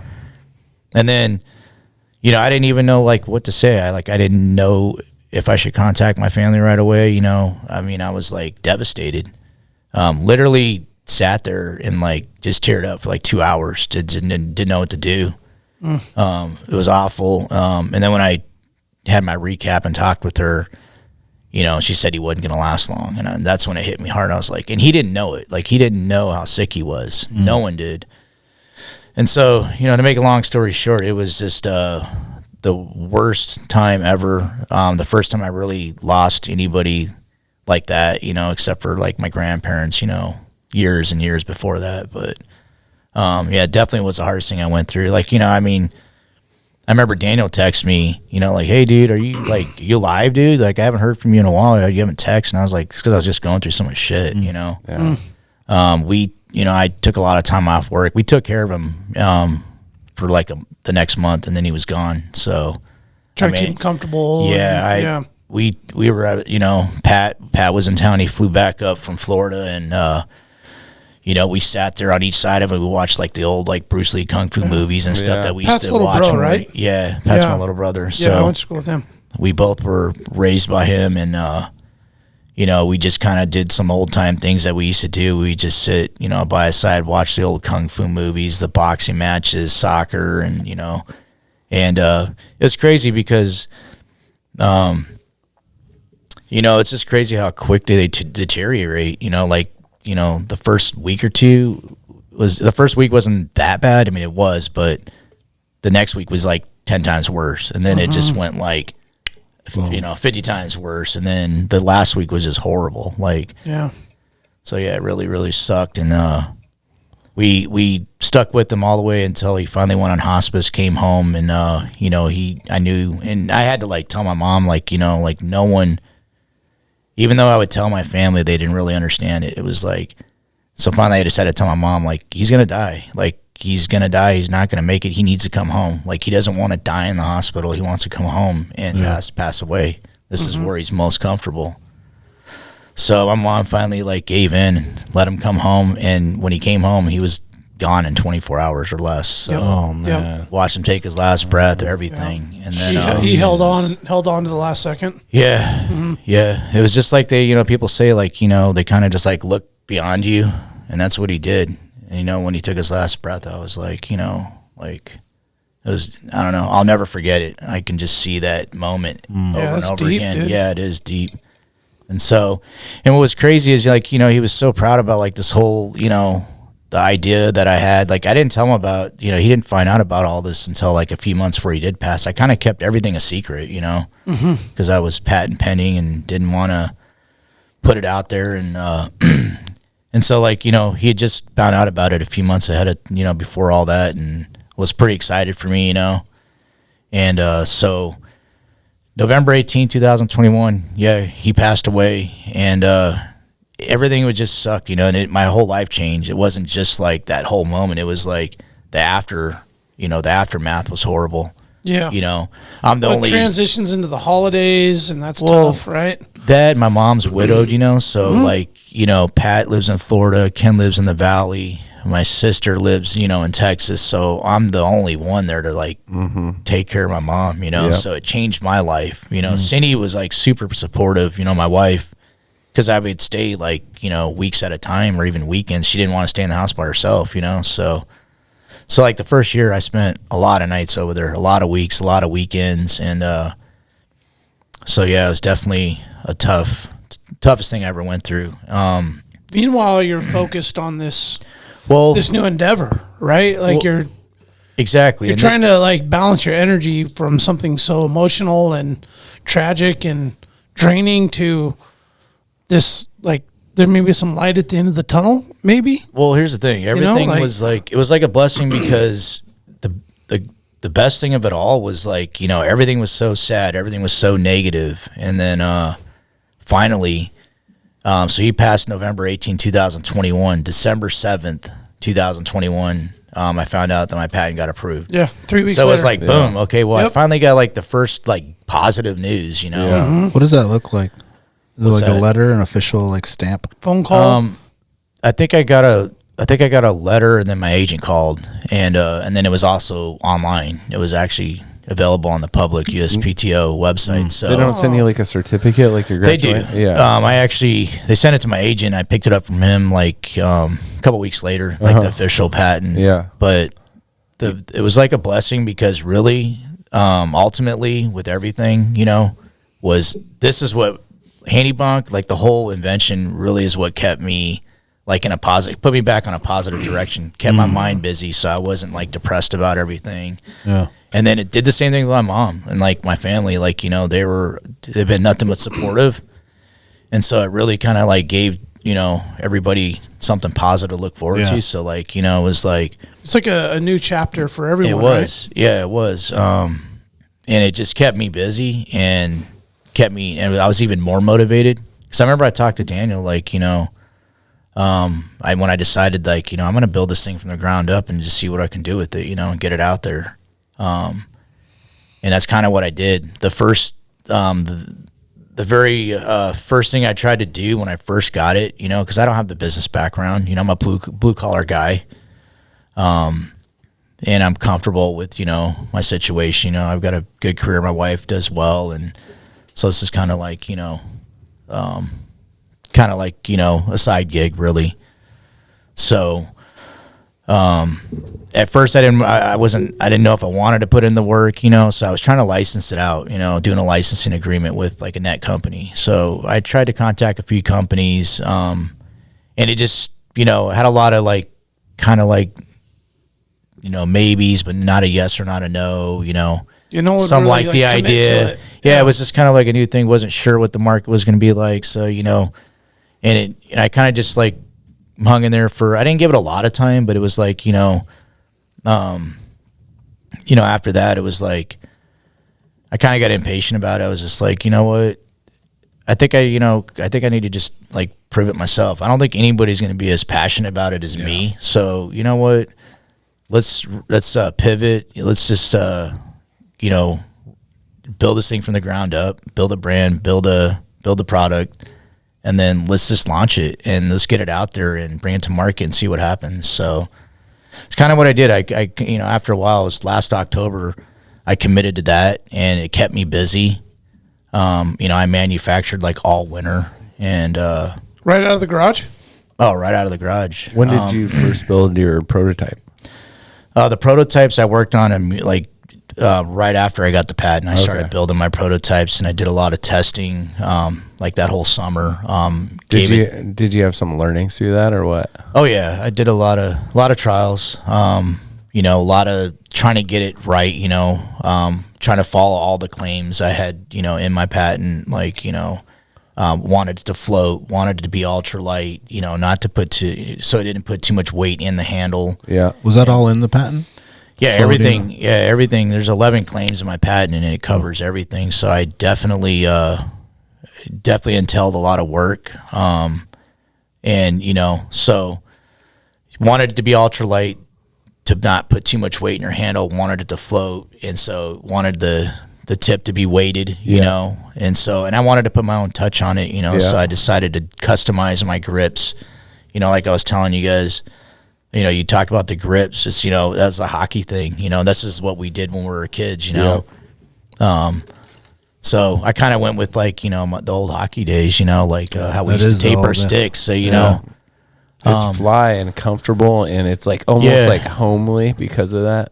It's like feels like it should be in your hand because we've all held hockey sticks. It's definitely better than just slipping on like a pre-made foam grip or rubber grip on there. So, and it, you know, it is a lot quicker to do that, but it doesn't look as good. It doesn't feel as good, you know. And I wanted to put my own touch on it. No one else is doing that. So, I'll get a quick question about the patent thing. You said a patent agent. Like, does someone need to have an agent for that, or is that something you could do yourself, or that was just really a good assist? Well, on that, you can do your own patent, but it is super difficult. The terminology they use and everything is just like something I didn't want to try to learn myself. Yeah. So, and some people go with the patent attorney. Is a little more, and it's more expensive. Yeah. But I did my research, and I decided to go with an agent. And he was up here. Yeah, he's a local guy. Yeah. So I went with an agent. It's cheaper, but that's what they're trained to do. That's all they do is write patents. They're good at it, you know. So they could do it for anything. It's not like specific to. Oh, they can write patents. Industries. They write multiple patents for different industries, different inventions, different products. The agent doesn't have to be an attorney. No, but they both have to be engineers. I don't even know if they have to be an engineer or not. I don't know. Mine just happened. A patent attorney has to be an engineer. Okay, yeah. So I was curious about that because you said he was an engineer. He was, yeah, which makes sense. Like, I get that part. Yeah. Well, probably only engineer-minded people are trying to get into that patent. Yeah, I'm not sure about that. I think they want people to be able to break down how things work, and like, because there's like, if it has a similarity to how something else works, and it could be like outside what the purpose is for, then you can't get the patent. Got it. You know? Yeah, I'm not sure about that, but yeah, it makes sense. So, but yeah, really happy with the agent I had. I think he did a really good job. You know, it's broad enough patent. You can do so many things with it. Yeah. This is just the beginning right here. But so far, it's, I was confident it would do well, especially in Alaska with it being unique to Alaskans, especially. But I think there's a bigger market for it. And but I really wanted to start here in our home, our hometown and our state. And, it's kind of my focus right now. So Where did you launch? we launched March 24th through the 26th. The first show was this year at 5 weeks ago over at the Matsu Outdoorsman show. Smaller show, but it was a great launch, fun show. It was ran really well. It was over at the Menard Center in Wasilla. And I thought we had a really good weekend. The sales were good, but even better, the support was awesome. The customers, I mean, even the ones I didn't buy, I mean, we had so many supportive comments and encouraging, remarks. And so it was just good validation. That was our first test market, or market test. So it was real important, real crucial to have that. And it just, it kind of validated it and gave us more, gave me more confidence in it. So, so when I did the second show, our second show was the Great Alaska Sportsman Show downtown in Anchorage, which the downfall is it is downtown now, because we can't use the Sullivan, so it's not as big of a show, but did really good over there. Same thing, had good sales, a lot of customer support, a lot of good feedback. Learned a few things from the first show, so I thought I'd put on a better second show, was able to get more out there with the feedback from the customers. That was really helpful. So yeah, we did really good. We've got some attention, I guess. We did a couple, at the first show, I had a couple radio stations approach me and did a couple radio shows with quick them interviews. out in the valley. So that was, pretty cool to do. Can you hit us with the spiel? Yeah, I was gonna. I wanted to be like, hold on, let's back up. Because and maybe explain people, what we kind of went exactly advanced this a little is. bit and people don't know exactly what it is that we're talking about. Can you grab the net and be like, hey, this guy just came up. What's this thing? Give us a little spiel there with the net back there. All right. You want me to grab the net? Yeah, grab the net. You grab can it. stand up too and take this thing up here. There you go. So what do you got over here, bud? So what we have here is the first all-in-one bonker net combo. So I don't know. So for our listeners, all right, Roger has created, patented, and designed a fishing net for netting your fish after you catch it with a rod and reel, or hook it rod and reel it in, you scoop it up, and then the unique nature of this net is the next feature. Proceed, Roger. Yeah, well, it's really about it's actually really about the bonker. So it's the first floating fish bonker that's designed to fit in the handle of your net handle. So just push the button and you release the bonker. So in 1 second, then the bunker's out. So it just makes it, convenient, all-in-one multi-tool. It's just the way to go. It incorporates both these crucial tools for harvesting fish, all in one unit. So Can we watch the video on do his? it. So Yeah, Can we watch the video on we there? net the fish, and then with the fish in the net, you can lift up the net, pull out the handle, and bonk the fish. Roger and Handy Bonk have a great video here I've got on our TV screen where a nice gentleman, what looks to be the Kenai River, scooping up a sockeye with the Handy Bonk, pulls the bonker out, a couple whacks, and he's got a dispatched sockeye salmon ready to go on the stringer in a matter of about 9 seconds? Yeah, without even setting the net on the ground. Without ever setting the net on the ground. this That was guy, good play-by-play. This guy had the best shot out of all the shots that were taken that summer. So Crazy. who is this guy, Rando? Actually, no, I met this guy. Looks like my cousin. He's actually a veteran and he works civil service on base. He's not. Oh, that's cool. Yeah, All so I was fishing with a couple of my buddies, and right now we were testing the product out, and he had this little bonker suspended off his wading belt, and he had this little net, and his wife was just slaying the fish. And she'd get pissed off because he kept trying to net him, and he'd miss it with that little net, and knock then, him off. And then he would take his bonker and had his little lanyard, so he was trying to knock him out. And, Yeah. And he seen he saw us using the product, and he was like wowed by it, and he goes like, what is that? Like, where'd you get that from? Can I buy one of those? So I had to give him the whole breakdown. What we're doing is we're prototype testing, told him about the product, gave him the whole scoop, and he's like, hey, do you mind if I try it out? And I was like, no, not at all. I was like, I'll just set it right here in the middle, because we're fishing right here, they're fishing right here. I was like, you guys are welcome to just go and grab it and try it out. That's what I want. I want people to try it out. People I don't know.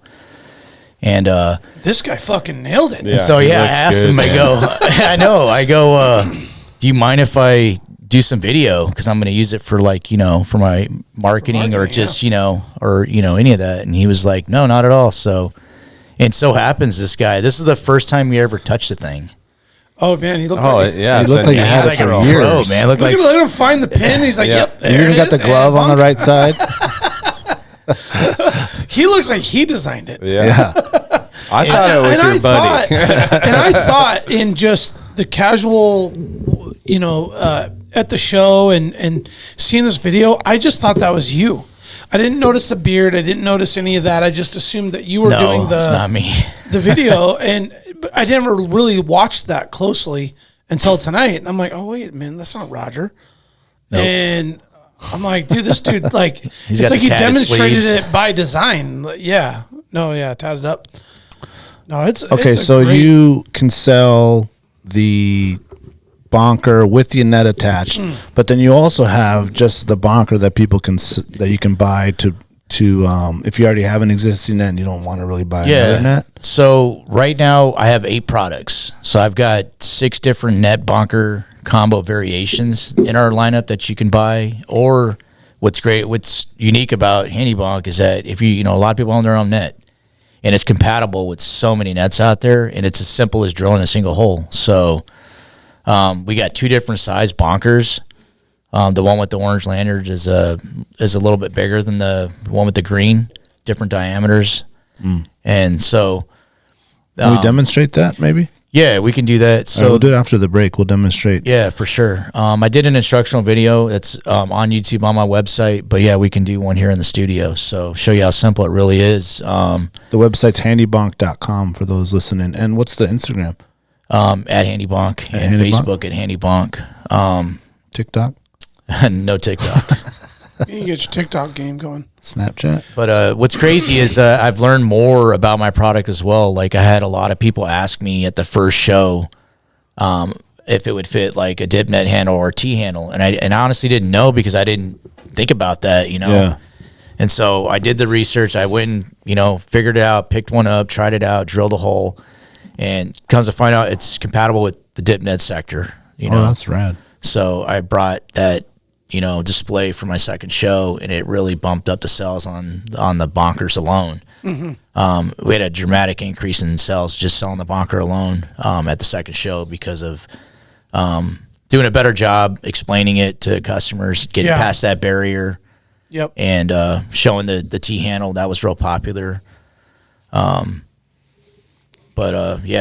So for our listeners, like when he explains the T handle, if you're watching the podcast tonight, he identified and displayed the net and the bonker. The T handle, if you can imagine, is and we can go maybe. Does it look like a T? Yeah, it's just what I want to explain is that if you can imagine you've got a net handle and you're holding a net, and the net is about 10 to 12 feet long for a dip netter, outward from your body, sticking out in the current. You've got a giant net vertical to you, so it's basically vertical, standing straight up and down like you are, sitting on the bottom of the river, spinning on the bottom of the water on the river bottom, and now the shaft comes towards you, and now you're holding a handle that is now a T. The shaft? The shaft is now, what do you call that? Would that be horizontal? Yeah. Yep. So we're talking like horizontal, not vertical T. Yep. We're talking horizontal T. Yep. So now the net is vertical, the T is horizontal, like handlebars on a bike. Yeah, exactly. Right? So when it says T handle, the way you can hold the net while it's sitting flat on the river bottom Boom, you got the T-handle holding it. Just to give the listeners perspective, some folks have never dip netted.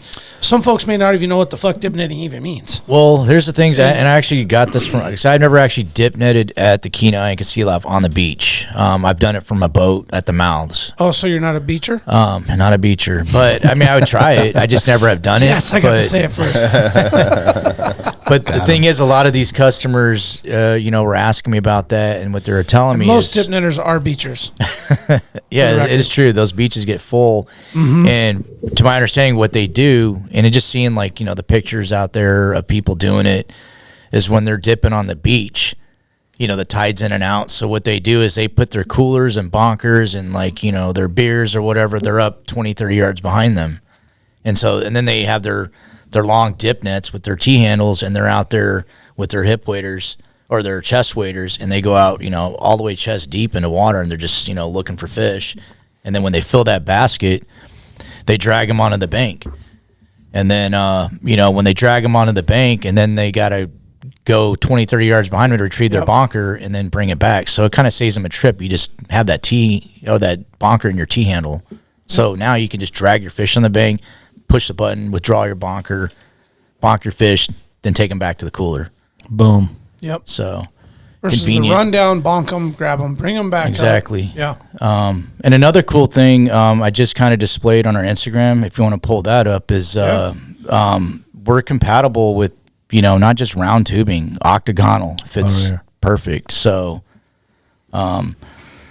there's So you have what do we have? 5 So it different fits almost variations? any bunk. Oh, I see the T there. Oh, that there's right the there T. is actually a Beckman net. It's a smooth aluminum handle. And then that first one is a Beckman net, and then these are octagonal Cummings, and then those are diamond embossed Ranger, and then you got the T handle. So I mean, we're compatible with. I mean, literally, if I had to guess, 90% of the big game nets out there on the market. So That's awesome. Do you mean run the sound on this video? I think you kind of explained it already. Okay. I like the T handle though. So with the people dip can net. buy these at handybonk.com. And then are there any stores anywhere in around Alaska yet? Well, just got into my first store on May 1st, B&J Sporting Goods. So, yeah, you can go in there and buy some of our products right now. Perfect, man. So, working on a few other stores right now. That's kind of my goal this next week or two because fishing season's right around the corner. Yeah. So, I'm in talks with some reps and some owners. But we are also selling direct online to consumer on handybonk.com. And, anything over $50, we're shipping for free. So, we're also trying to get, alleviate that shipping hassle because we know a majority of our customers are locals. And so what we've been doing lately is just doing pickup points with them. So, we're just literally going to parking lots, meeting up with them when I get these emails or orders, and then we just do it right there, so it's convenient. Yeah. So. Yeah, you got the stuff. I got the stuff. It's awesome. You got the cash. I mean, just trying to take care of him and get rid of that shipping hassle. And it's like, we don't have a brick and mortar store, so it's kind of like our alternative right now. So that's awesome. Yeah, it's awesome. great that you can Congratulations, just modify your regular net if you already have a net, or you can get the full package. It's sweet. Yeah. Let's take a quick break and then come back and have Jack's trivia, and then while you can demonstrate, because I did bring my net at home just so that maybe people can see, if you're watching on the YouTube, how easy it is if you already have a net in order to just buy the bonker, so you don't have to buy a whole new net. Yeah, exactly. And put it in there. So we'll come right back with that and Jack's trivia too, and we'll debut that good music. All right, sounds good. Tailored Restoration, 24-hour emergency home services, helping Alaskans restore their dreams since 1972. Services include fire, water, mold, post-emergency cleaning, repair, and remodeling. Tailored has an emergency response number with trained professionals available to help you at any time, day or night. Give them a call in Anchorage, Eagle River, Mat-Su, or Fairbanks. Make an appointment today at tailoredrestorationalaska.com. Total Truck and Alaska Overlander, Alaska's premier supplier for custom automotive accessories and overlanding products, providing all-inclusive rental vehicles and trailers custom outfitted to explore the Alaskan backcountry with a unique and convenient traveling experience. At Total Truck, you can find brands such as ARE, RSI Smart Caps, Goose Gear, iCamper, Front Runner, Rigid Lights, Rhino Linings bed liners, and everything you need to outfit your truck or SUV. Alaska Overlander provides 4x4 vehicles and expedition trailers, custom modified for Alaskan adventures and outfitted with rooftop tents, fridges, and all the camping and cooking gear you need to start exploring. Visit them at alaskaoverlander.com.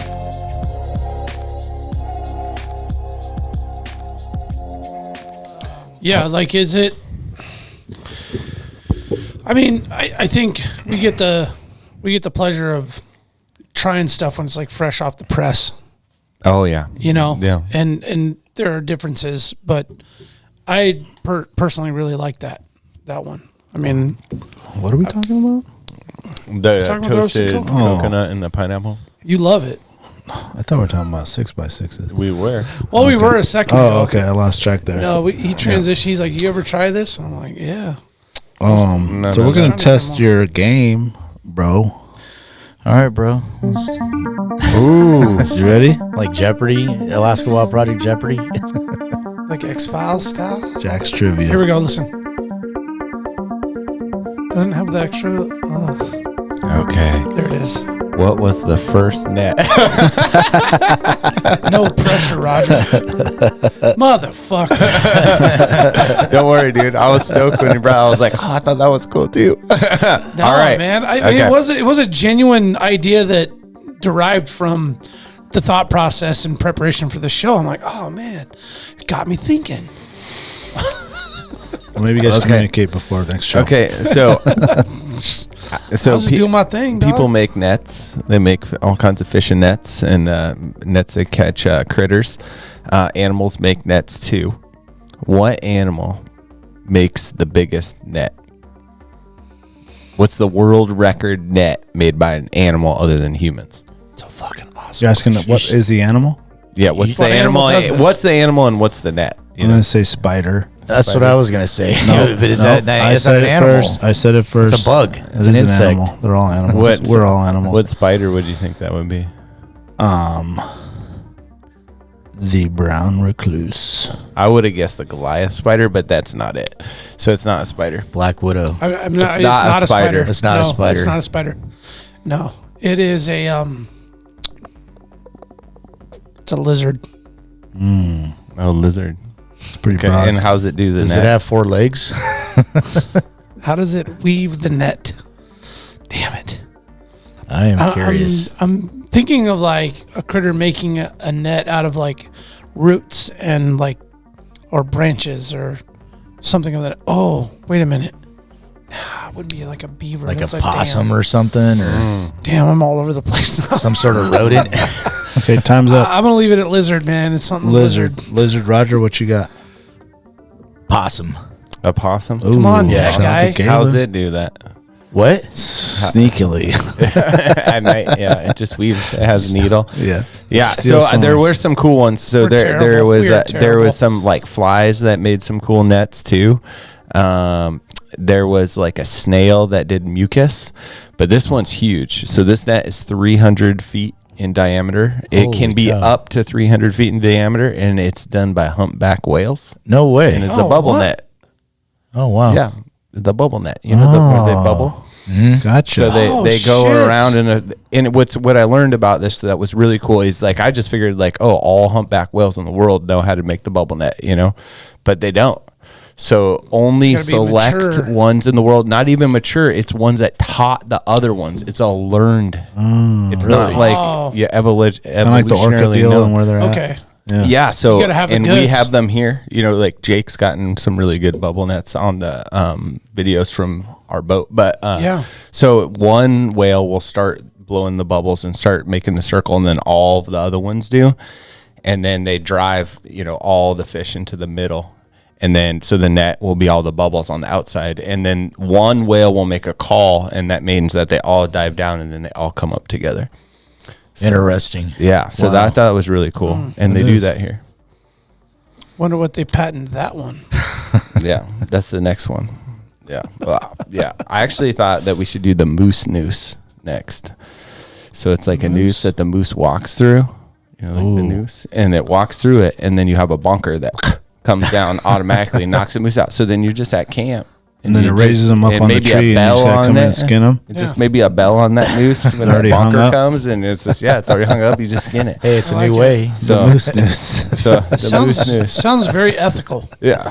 You might need a sledgehammer for a moose head, though. That's a pretty thick skull right there. I tell you what, if they ever get away with taking away our firearms, you might have to figure that out. Well, if anyone could do it, it's Roger. For my dead body. Yeah. I'll help you sell it. It sounds great.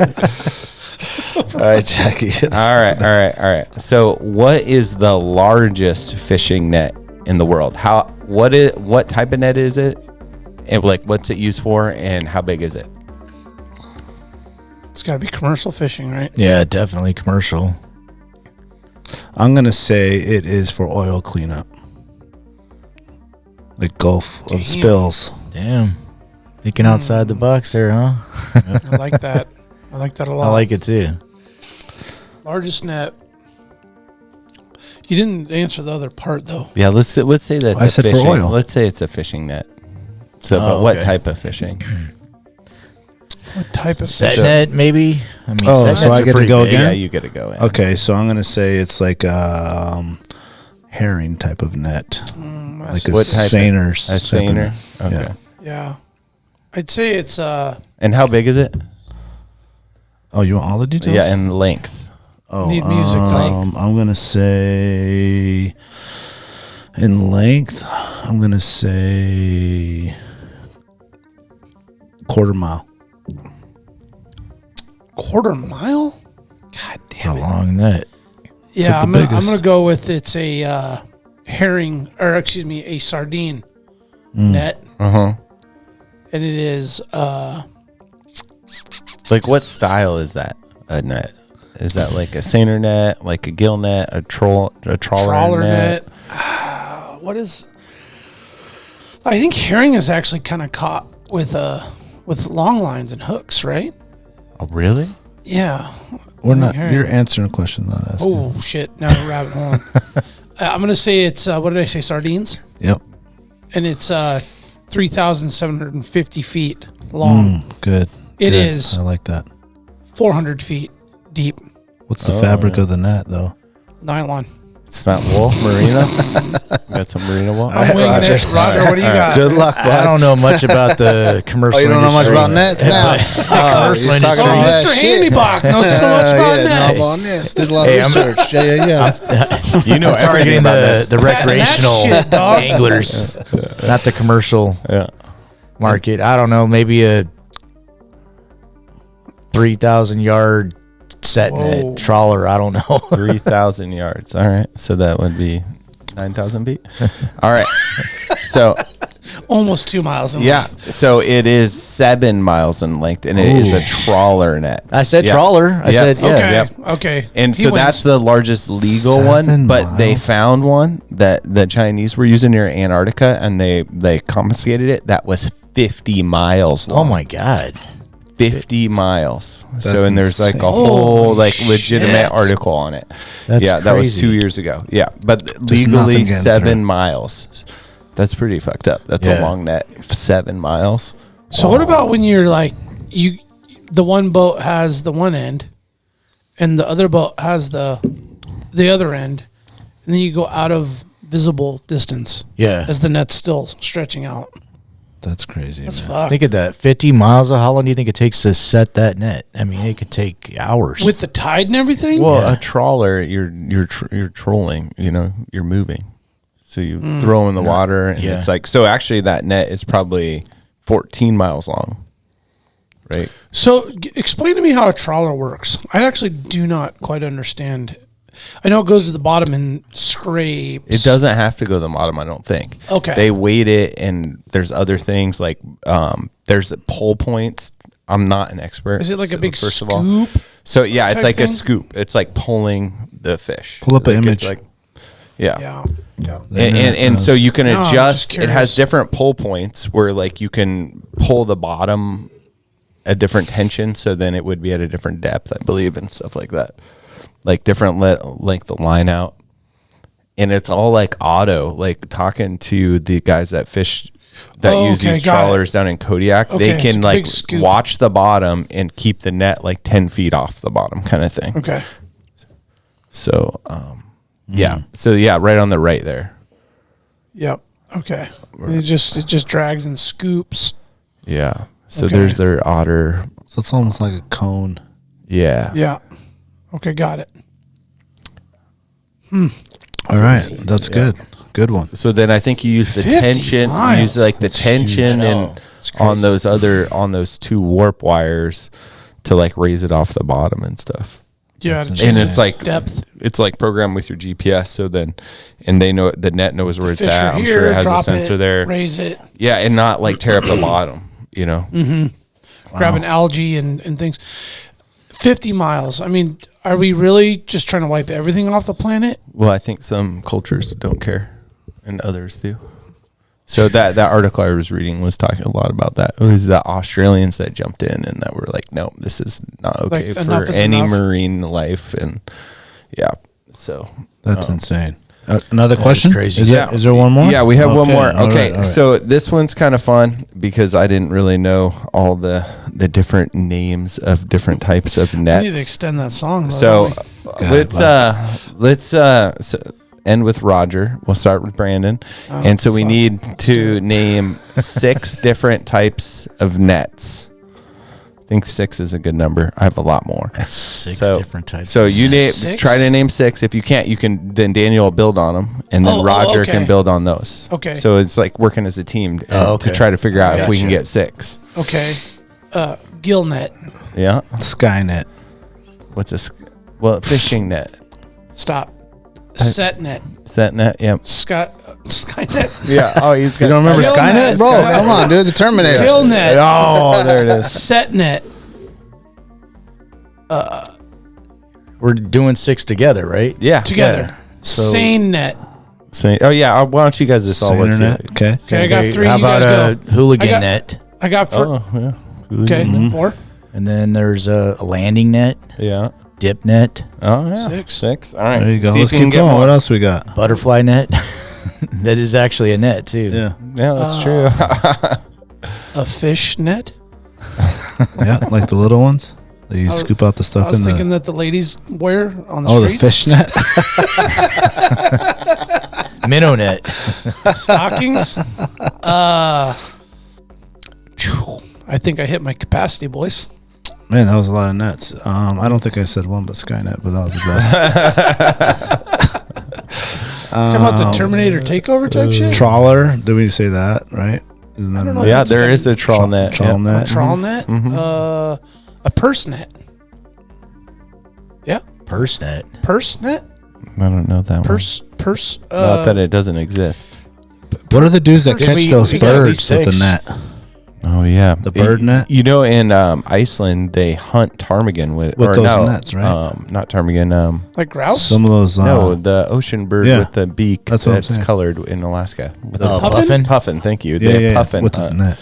Yeah, they puffin hunt with Jeez. those nets. They Those- like scale cliffs. Is rad. Those things good eaters. There's the .net. If you can't afford the .com. Yeah, we got dot net. There's boba net. There's a handy bonk. Yeah, handy bonk net. You guys did good. That's Okay, a that's lot. good. Yeah, All we right. named more So- than 6. So let's see here. good. Did you guys say the drift net? Oh, we didn't see the drift net. Yeah. There's also a net called the lift net, and I believe you just like let fish come over it and lift it straight up. There's something called a surrounding net. That's a purse net. Oh, is it? No, I don't know. That makes sense though. That would make sense that that's the purse net. What about the goal net? A cast net, Like Oh, okay, hockey, cast net. hockey goal net? and then there's a net called the slider net, Never heard of and then a fike net. And this one is set up like on the like ocean beach sands. And then there's a push net that you like push on the bottom, a tangle net, and a lave net. Those are some of the nets. ones we didn't get. We didn't name any of those. Well, those are ones I don't All think we use here. compatible with the Handy Bonk. Yeah. Okay. All of them. All of them. I can retrofit any one of those nets with my Yep. bonker. Yep. Let's get the quick demo going real quick on. So I brought in my net from home that I've had for a long time. The old shallow basket. Roger, why don't you bring that bad boy over here and get that thing twisted up real quick, and we'll see how quick it is to install the Handy Bonk. And as you get that, I do have a quick question. Right here on right on the table, man. We'll just do it right there, just like you're in your garage on your bench. Yep, bring it over. What kind is this? Answer that. I think he already did. Oh, he did? This is a rubber scoop net. Would you say there's a Ranger? Oh, that's the brand Ranger? Yeah, the Ranger net. Oh, Yeah. he knows all those. For people just watching, it's just my normal collapsible, what size is that, 4 foot? Telescopic net with the rubber for the trout. I don't think this one's telescopic. No, telescopic's when you have another one in it, so the handle comes out. I guess. We're about to make it telescopic. Would this not be telescopic? Once he being sticks that this it's in there. where it slides No, that's from playing the net? just the tip with the net. Oh, okay, just the tip. Okay, so as he's getting ready, Brandon? I thought this made it telescopic where you could collapse this portion. That would make sense, but I think like a true telescopic net, actually the handle comes out and makes it twice as long. So the tools that you see, you have your drill. You have your drill pretty much with the drill belt to drill the hole. What size is that? It's a 3/8. 3/8? And there's nothing wrong with... Bring that mic up there. There's nothing wrong with starting out with the smaller bit and work your way up too. So Like a pilot? But, I got one of those fancy bits that I like to use. It's got like the little tooth right there. Yeah. So I only need to use the one. It's like the starter hole. Yeah, you don't have to give it the little ping. I brought these safety glasses for Daniel or Brandon, whichever one you guys put them on. There you go. Safety Recommend the safety glasses. I live on the edge. So you just need a drill with a 3/8 bit, a file, Really something nice to mark safety with, glasses, actually. Are these prescription? and measuring tape.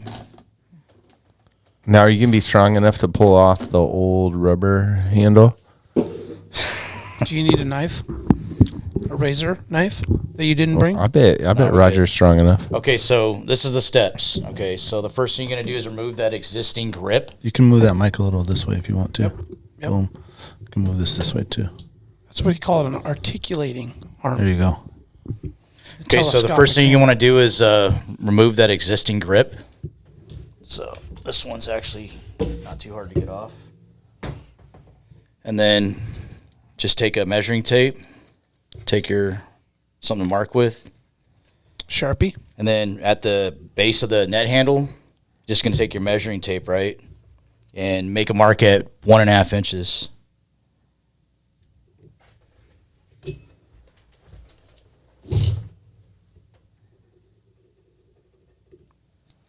Okay. And then take your drill and just take your time.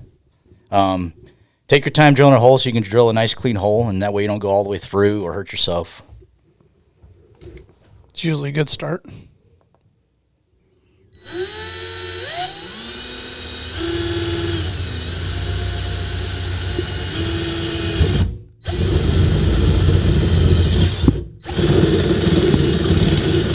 Oh, waller it out, waller it out.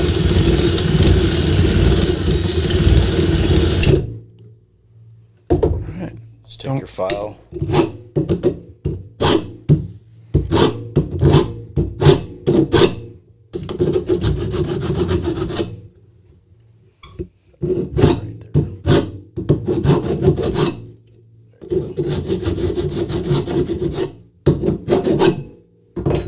Nice and clean. There you Wow. Oh. Just like that. go. That's simple. There it 2 is. minutes, maybe. So Yeah. 149. 2 minutes.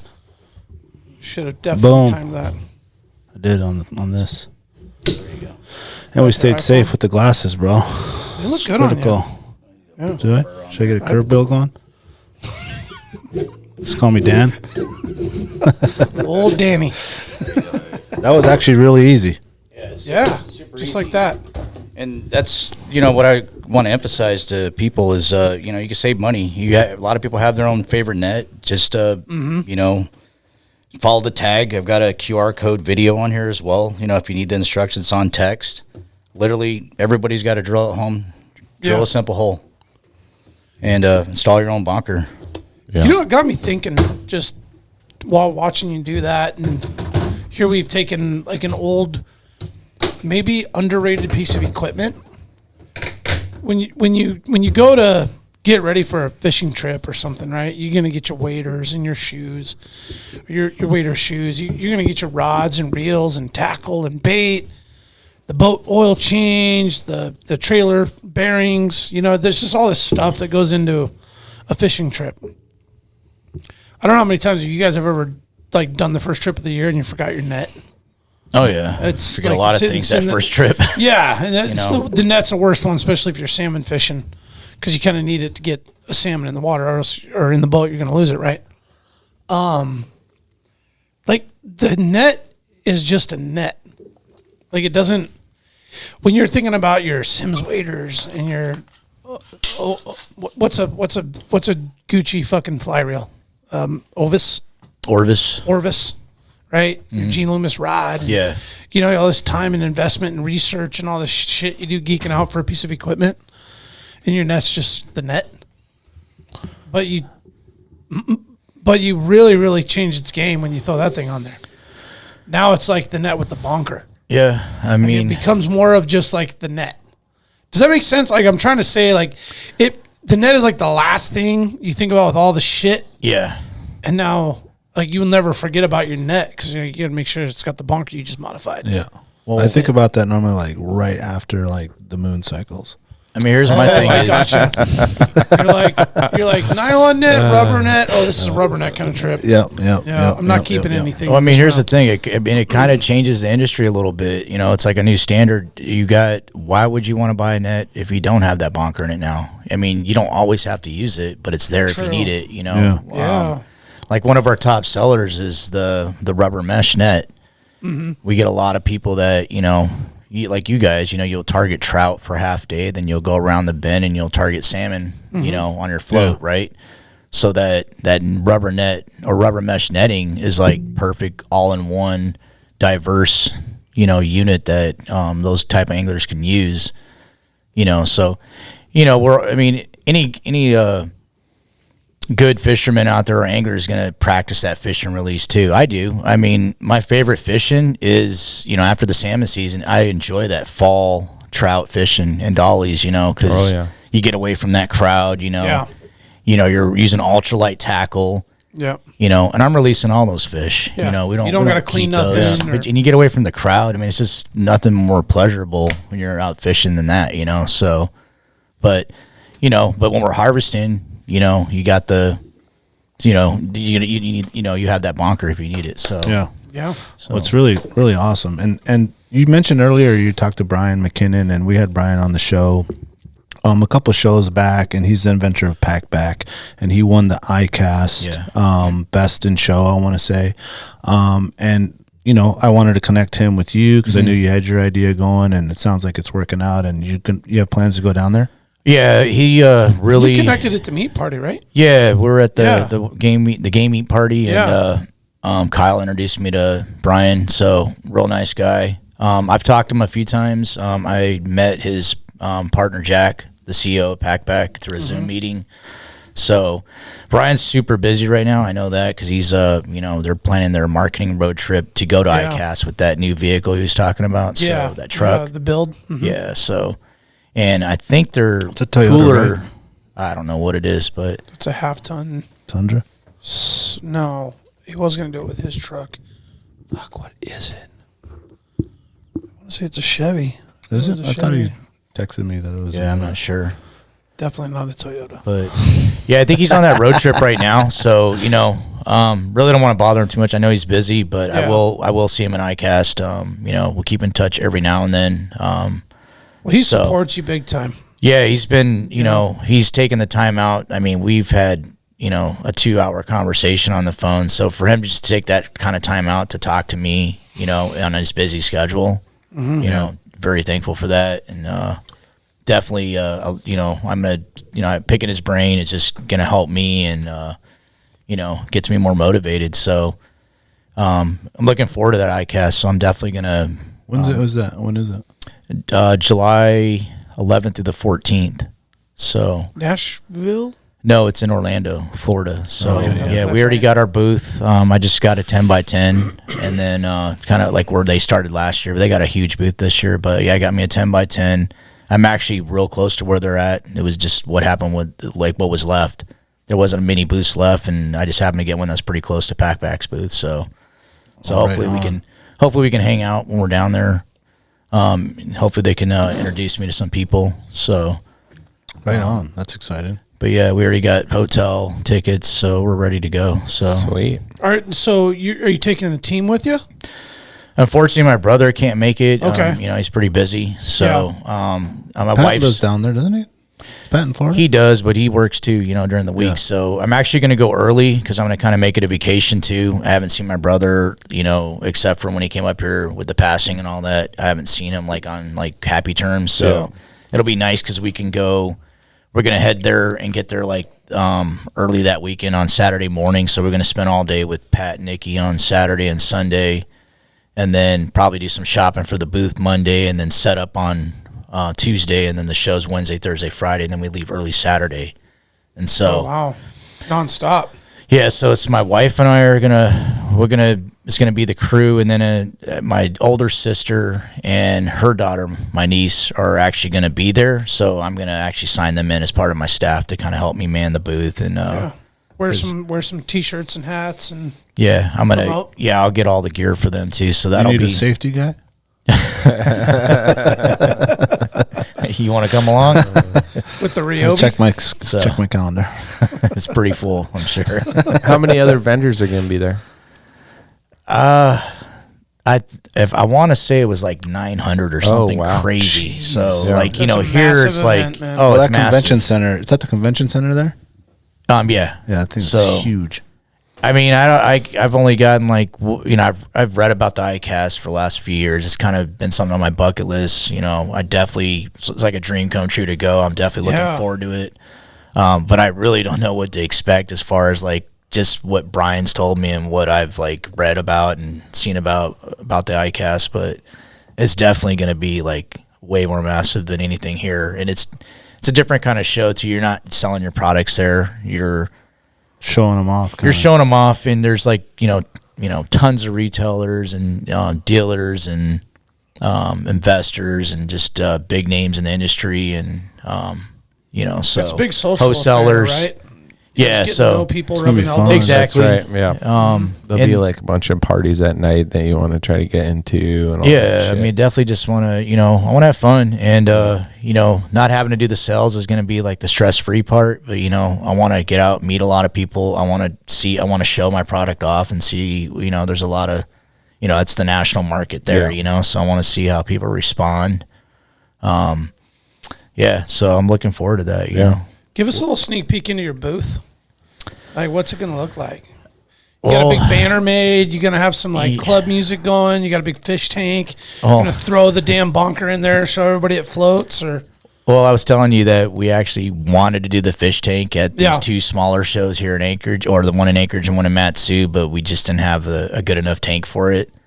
So we just decided to squash that idea and just do we had a photo in one of those stand-up sign holders that showed like built to float, and it showed a picture of them. Yeah, which looked good. It looked good, but I think we really need to step our game up in ICAST. It's like Yeah, you got to have the thing where people can throw it and they get dunked. Oh, yeah. well, They get dunked for a chance, and then you have the thing in there. Or they can throw it, and if it lands in it, and then they get a beer. definitely thinking about coming dunk back tank? with the fish tank idea though. So I think we Okay. will get a fish tank, and we'll put some bonkers so they can float in there, and just something to grab people's attention. So and kind of just step our game up. Really gonna have to amp it up. Probably gonna have to amp up the banners too. So Yeah, it's a little sneak peek idea. Maybe you should logo the bottom of that fish tank. So it looks There up you to go. the water. That'd be sick. I'm gonna have to hit Jamonn up for that. That way when you got a camera on top looking down in the tank. Yeah. Well, you got shout the out to Handy Jamonn, Bonk. huh? I was just about to say that. The Is he- behind the scenes guy that no one sees is Jamonn, and Jamonn is like a childhood friend of ours. Especially like me and Daniel growing up. All went to school together. All used to like skateboard together. Just hang out, go to parties together. But Jamonn is the behind the scenes guy that, you know, that designed stuff like the Wild Project logo, the Handy Bonk logo. I mean, we give him his idea. He builds the websites. We give him ideas, but this guy is the one that actually has the skill and creates it, you know. So no one sees him, but the dude's a genius, and he's got mad skills. And if he wasn't our friend, I don't think we could afford him, though, for real. No. You know, for real. I know we throw everything we can at him, man. Yeah. Genocide. You don't, you know, it's just. Jamonn. But you got to, you know, he works hard, you know, so, you know, you want to pay him for what he's doing, but he's just such, you know, a nice guy. And it's like you say, he doesn't keep track of hours or anything like that, but he does put in a lot of time. And, you know, definitely giving a shout out to Jamonn. If it wasn't for Jamonn, you know, I created a good product, had a good idea. You know, I do all the manufacturing and leg work and all this stuff, but like when it comes to like bringing it to life, like he, you know, with the logos and all the artwork, that's Jamonn. Like he definitely made this product like something. He pretty much stepped it up at a whole new level, so it made it come to life. So nice shout out, man, because he does everything for us too, dude. as far as the website, images. Yeah, we talk about it. You know, we kind of compare like what what platform should we use? We did this with Wild Project. You know, we just go back and forth, and you know how he is. He's the really guy, dude. He's the coolest dude on earth. Yeah, really organized, really OCD about things, and that's good because I'm kind of like that too. Want things to be perfect. You know, you think, you know, a draft, you go through like 5 drafts, and you're finally like, okay, I'm done with drafts. Let's go with this one, and it's like. Then he'll send you like 5 more, and you're like, "Damn, man, I gotta like, all right, I'll call you back tomorrow, and let me dissect this stuff real quick." And then, you know, but once you get the final product out there, it's like always, you know, totally up to par. You know, you never, he don't settle for less. Yeah, he's very professional. Yeah, I got a question on the label. It says for fishing only. Yeah, that's so you don't like beat your wife with that thing, or anything, you know, or beat your kids, or you know what's the funniest thing is, literally at both shows that we've had so far, I don't know how many couples come up and always be like, you know, this would be good to use on my wife or my husband, and it's always a joke because they see that fit for fishing use only. Yeah. So yeah, it's just like a feather on that. It's an insurance thing, man. A little disclaimer. Little teaser. This is not for bonking. Yeah, only for fishing. It's actually recommended for your liability insurance for your product. Oh, so really? Yeah, to put those warnings out there. It really is. Like even like videos, you know, like, you know, wear safety glasses, you know, those type of things. So it's recommended. So. Got it. Okay. Are you gonna have time to go hunting this year? What's that? Are you gonna have time to go hunting this year with all this product launch? Gonna try, of course. You know, I mean, see what happens. You know, this is the priority. So, but yeah, I mean, I definitely want to go out and have some fun this summer. But you know, right now it's just got a lot on my plate. You know, we got a lot of deadlines to meet, and but yeah, I'm definitely gonna go out and have some fun too. You know, we got to. Yeah. Our summers are so short. You know, so that's right. Yeah. We've got that 360 ride on the slate in July. Oh yeah. Yeah. You and Cindy should come join us. I'm gonna have to bring my comfortable heated ride with the good backrest because power windows and shit. I'm old and got back problems. Any other shout outs for people on the team or people that have been instrumental in all this? Well, yeah, shout out to my family, man. My whole family, that's my world. My mom, especially my mom, she's like, you know, she's the backbone of our family, you know, just to see her like, you know, up and moving again, happy, you know. I mean, I know she was real excited coming to the shows, just these little things, you know. I know she's proud. So, you know, she's definitely been there. She's definitely been there for me every step of the way. You know, all my siblings, my wife, my kids, you know, and my friends, you know, you guys, all you guys, you know, shout out to all you guys too. So thanks, Roger. I appreciate it, man. Yeah. Well, we wish you the best with the idea. It's obviously something that's taken off, a great idea, something that people in Alaska could definitely use. It's one of those things that's like made in Alaska, built for Alaska. And, you know, obviously it can go everywhere else, but like just for it to originate here and you knowing you since we were little kids, it's so cool, man. I'm so proud of you. Thank you. And happy that the ball is rolling. I appreciate it. Appreciate that. Yeah, it's. Oh, go ahead, Jack. No, go hit it. Oh, I was just gonna say it's funny. A couple of years ago, he's like, "I got this stuff under my sleeve. I got this idea," and I'm just like, "Man, what is it? I can't say it yet, man. I can't say it yet." But I guess that's the whole patent thing. Like, you can't. Yeah. Yeah, I mean, I guess. Like, I tried to get you drunk, and you still wouldn't say anything. I know. damn. It's like I was real quiet about it, though. I didn't even tell No, my you kids. did really good. My kids would sit there and, like, especially I was picking Jaiden, and prodding, and you were like, "Yeah, no, I'm not saying nothing." Jaiden, he might like spit something out to one of his fishing buddies, and I'm like, so it's just, I kept it kind of on the DL until I actually got the patent. I know you're patent pending, but a lot of things can happen. Can get kicked back. My patent did get kicked back at the very end for one minor modification. So, it's the first to file and all that. So that's kind of like the law of it. So, okay. So yeah. My last question: any advice for anyone that maybe has an idea in their head to create something and to launch a new product? Just like if you have a good idea, first thing you want to do is do a search. Do a certified search. Make sure it's not out there, and if it's something and do your market research and do your prototyping. Once you get all those like things squared away, and then if it's something you're really passionate about and you think there's a market for it, well then go out and get your patent for it. Mm-hmm. And it's the American way. We need more people like that in this country. Go out and make things in America and promote it. And get in. And if it's something that you thought of, you're gonna be passionate about it.